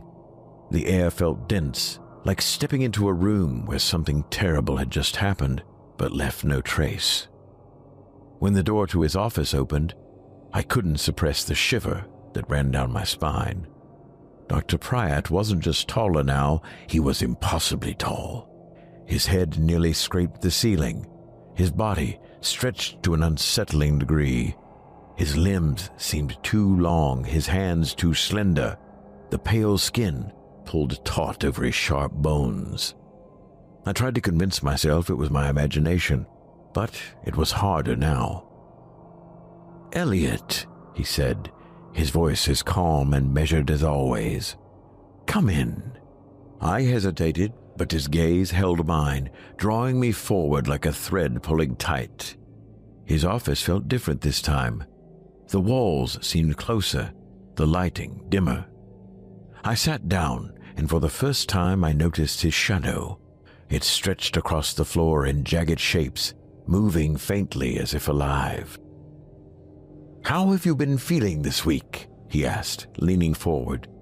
The way his body folded made my stomach churn, the joints bending too smoothly, like a marionette with invisible strings. My voice cracked. I didn't know how to answer. I didn't know how to articulate that I saw his face in the shadows now, watching me, whispering things I couldn't understand. My reflection in the mirror no longer felt like my own. "I don't think I'm doing well," I admitted. "It's like I don't know what's real anymore." His thin lips curled into the faintest smile. "That's progress, Elliot," he said, his voice low and steady. "You're breaking through." "Breaking through to what?" I asked, my voice sharper than I intended. He tilted his head, his dark eyes gleaming. "Understanding. Freedom. Chaos must dismantle the false structures you've built before you can rebuild." As he spoke, I caught it again. those tendrils curling from his head, writhing in the air like smoke. This time I didn't blink. I stared, my heart pounding as they twisted and swayed, reaching higher, darker. "What is that?" I whispered, unable to stop myself. My throat was dry, the words barely escaping. He leaned back, the tendrils dissolving into the shadows. "What do you see, Elliot?" My breath caught. I thought I saw something above you." "Perhaps," he said, his voice almost amused. "Or perhaps your mind is simply opening." The rest of the session blurred. His questions were sharper than ever, peeling back layers I hadn't realized I'd kept hidden. By the time I left, my chest felt hollow, as though he'd reached inside and scooped something out. I stumbled into the hallway, not daring to look back. The air outside felt heavier than before, the city darker, its edges distorted. I walked faster, my footsteps echoing unnaturally loud. The feeling that I was being followed clung to me all the way home. That night, the dreams consumed me. Shadows stretched long, spilling from corners where they shouldn't exist, and in every one I saw him, taller, thinner, his dark eyes piercing through the void, pulling me deeper into the chaos. By the time I sat down to record one of our sessions, I was sure I was losing my mind. I needed proof that Dr. Pryatt was real, that he wasn't just some warped creation of my unraveling mind. I set my phone discreetly on the arm of the chair during my next visit, its screen black, but recording everything. My hands shook the entire session. He was taller again. His head now grazed the ceiling, and his limbs were unnaturally long, stretched to a point that seemed to defy reason. The room felt suffocating, the walls pressing closer, the air heavy and stale. "Elliot," he said, his voice calm, deliberate. "You seem unsettled." "I'm fine," I lied, though my voice cracked. "Just tired." He tilted his head, the movement slow, deliberate. "Tired, yes. You've been carrying so much, haven't you? The weight of your regret, your fear, your failure. But you're almost there." "Almost where?" I asked, my voice barely above a whisper. He smiled, sharp and predatory. "To the truth." I couldn't hold back anymore. "What are you?" The words spilled out, desperate, trembling. "You're not normal. You can't be." His smile widened, revealing teeth that seemed sharper than before. "What do you think I am, Elliot?" I pointed to his head, to the dark, writhing tendrils that had become impossible to ignore. They pulsed and coiled, faintly glowing like some unholy halo. "That! I see it! I know I see it!" He didn't look surprised. If anything, he looked pleased. "Good," he said softly. "You're beginning to see clearly." My breath came in short gasps. The room felt smaller, darker. The shadows in the corner seemed to stretch toward me, alive and hungry. "I don't want this," I whispered, my voice breaking. "Don't you?" He countered, leaning forward until his impossibly long frame loomed over me. "You came to me. You sought me out. You asked for help." "I didn't ask for this," I shouted, my voice echoing unnaturally in the confined space. His smile never wavered. "Chaos is what you needed, Elliot, and chaos is what you found. You didn't find joy in your life anymore. You won't even know what you're missing, only what you've gained." The scalp atop his head rose, at first like a goose egg, then warping into flame-like tendrils. I bolted out of the chair, backing toward the door. His shadow stretched impossibly long, curling around my feet like it wanted to hold me in place. The tendrils above his head swayed and pulsed, and when I blinked, they seemed closer, reaching for me. "You're not real," I said, my voice trembling. "You're not real." He tilted his head again, his dark eyes gleaming. "Aren't I?" I stumbled out of the office and into the hallway, my heart hammering in my chest. The space felt wrong, like the walls were bending in on themselves. The air was thick, heavy, making it hard to breathe. I ran without looking back, bursting out of the building and into the cold night air. When I got home, I played the recording. My heart sank. There was no voice, no movement, no sound of tendrils writhing in the shadows. Just me, talking to nothing, my voice fractured and desperate. That night, the whispers didn't just come from the shadows, they came from inside my own head. I couldn't go back after that. The thought of stepping into Dr. Pryatt's office again made my skin crawl. I resolved to cut him out of my life completely, no matter how strong the pull to return was. I felt like a part of me still needed to see him, but I ignored it. A week later, I worked up the nerve to call his office, thinking I'd leave a message to formally cancel.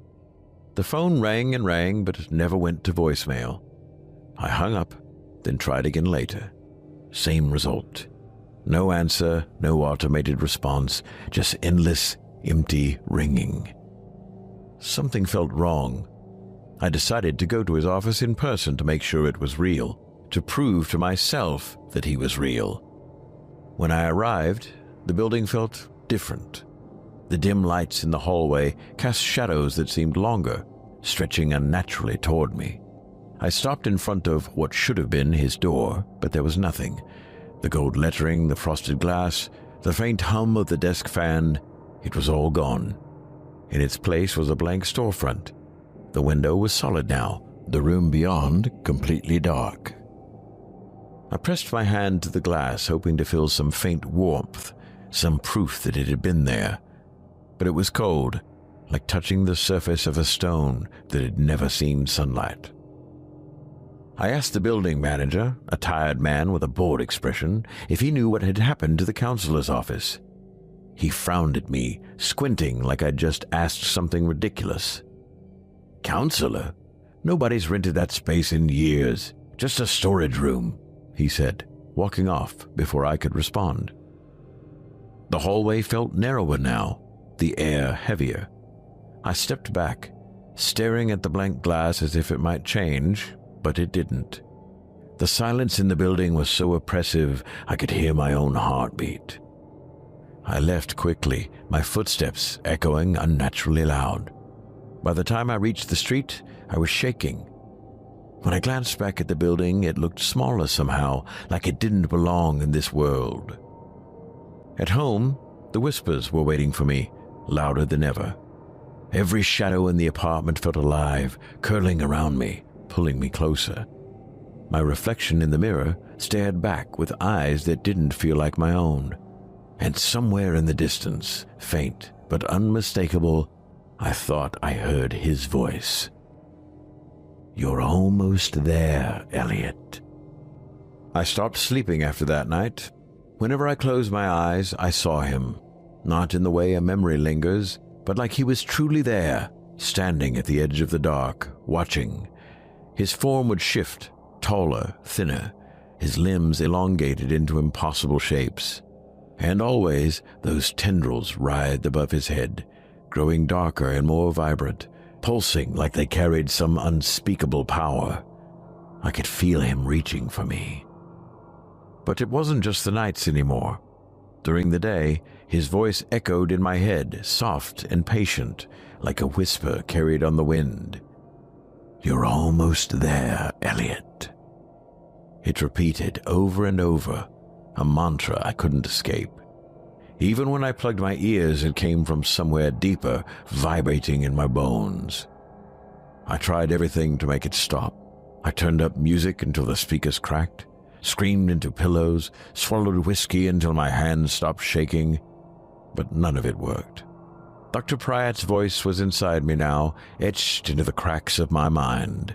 One night, desperate for answers, I flipped through the notebook I kept after our sessions. It was filled with scrawled half-thoughts, fragments of what I'd taken from his words. But as I read, the phrases began to blur together, forming patterns I hadn't noticed before. There were symbols hidden in my handwriting, spirals and jagged marks that seemed to pulse on the page. They weren't mine. I didn't remember writing them. I turned the notebook over and found a single phrase scratched into the back cover, written in a jagged hand I didn't recognize. He is the chaos between stars, the last voice you will ever hear. I threw the notebook across the room and pressed my palms to my eyes, shaking. This isn't real, I muttered to myself. It can't be real. The shadows in the corners of the room seemed to ripple in response. They stretched toward me, curling like the tendrils I'd seen above his head. For the first time, I noticed something else in the darkness, faint pinpricks of light, scattered like stars in the void. They pulsed, growing brighter and dimmer, as if alive. Then I felt it, his presence, not imagined, not in my mind, but truly there, standing behind me. You've finally seen it, he said, his voice so close it made my skin crawl. I turned, expecting him to be there, towering and impossible, but I was alone. The apartment was silent again, but the shadows didn't recede. They lingered, darker than before, coiling like they were waiting for something. I tried to run. I grabbed my coat, my keys, anything to get out of that suffocating space. But when I stepped into the hallway, it wasn't the hallway anymore. The air was thick, suffused with a faint hum that vibrated in my chest. The walls stretched endlessly in both directions, pulsating as though alive. And at the far end, where there should have been an elevator, there was only darkness, deep and infinite. I felt it pulling at me, dragging me forward even as my legs refused to move. Dr. Pryatt's voice came again, smooth and deliberate. This is what you asked for, Elliot. The truth. No, I whispered, backing away. I didn't ask for this. But you did, he said, his voice filling the space. You sought me out. You wanted freedom, and now you are free. The darkness surged toward me, spilling out of the walls like a living thing. I turned and ran, but the hallway twisted and shifted with every step. The lights above flickered, casting strange shadows that stretched and twisted, mocking me. And then, ahead of me, he appeared. Dr. Pryatt stood impossibly tall, his head scraping the pulsating ceiling. His face was sharper now, the skin stretched so tightly over his bones that it seemed ready to tear. His tendrils had grown, writhing wildly, their tips sparking faintly with flickers of sickly yellow light. His eyes, empty and black, locked onto mine.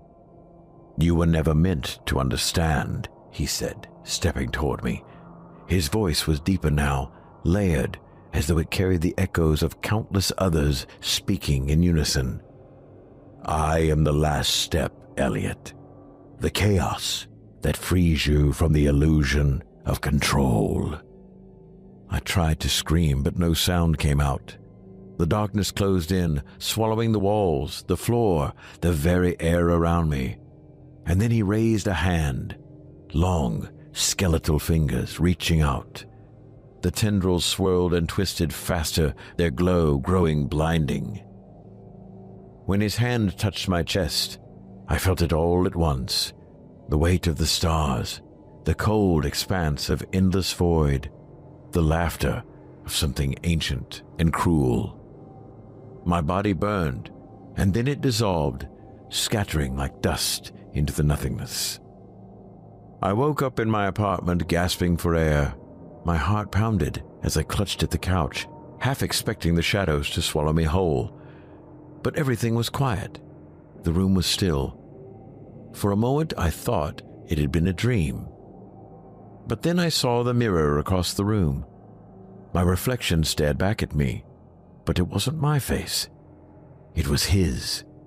Dr. Pryatt's sharp, angular features, his dark eyes gleaming with something I couldn't name. I stumbled back, clutching my chest, but his reflection didn't move. It just smiled. Now I understand. He never wanted to consume me. He wanted me to become him. The whispers are gone now. The shadows no longer scare me. And sometimes late at night I hear his voice, calm and deliberate, guiding me, not as a patient, but as a successor. I am finally free, and I am willing. You've just heard Chaos Beneath the Stars, written by N.M. Brown, performed by Malcolm Blackwood, with production by Aaron Sawicki.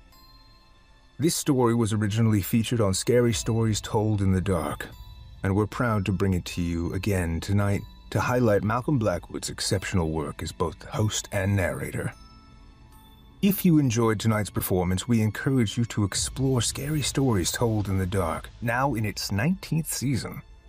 New episodes premiere every Sunday on the Chilling Tales for Dark Nights YouTube channel and are available wherever your favorite podcasts can be found.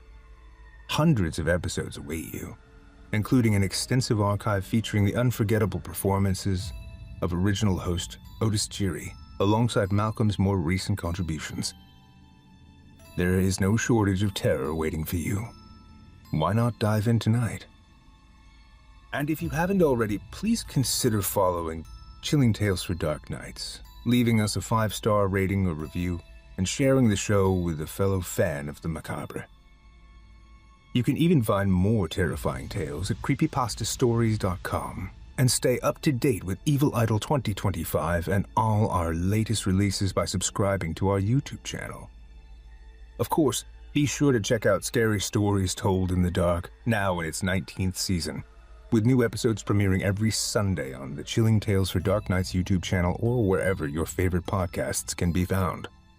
Hundreds of episodes await you, including an extensive archive featuring the unforgettable performances of Otis Geary, alongside newer installments hosted by Malcolm Blackwood. Memberships are available now at chillingtalesfordarknights.com, offering ad-free listening, early access, exclusive content, and our complete archive for $7.99 per month, with discounted annual options. Follow us on Facebook, X, Instagram, and TikTok, and as always, thank you for spending part of your night with us. And now, fellow lover of the macabre, I'm afraid our evening together draws to a close. You've been listening to Chilling Tales for Dark Nights. Until next time, I'm your host, Nicholas Goroff, filling in for Steve Taylor, reminding you to turn off the lights and turn on the dark. Sweet dreams, listeners. Sweet dreams. Chilling Tales for Dark Nights.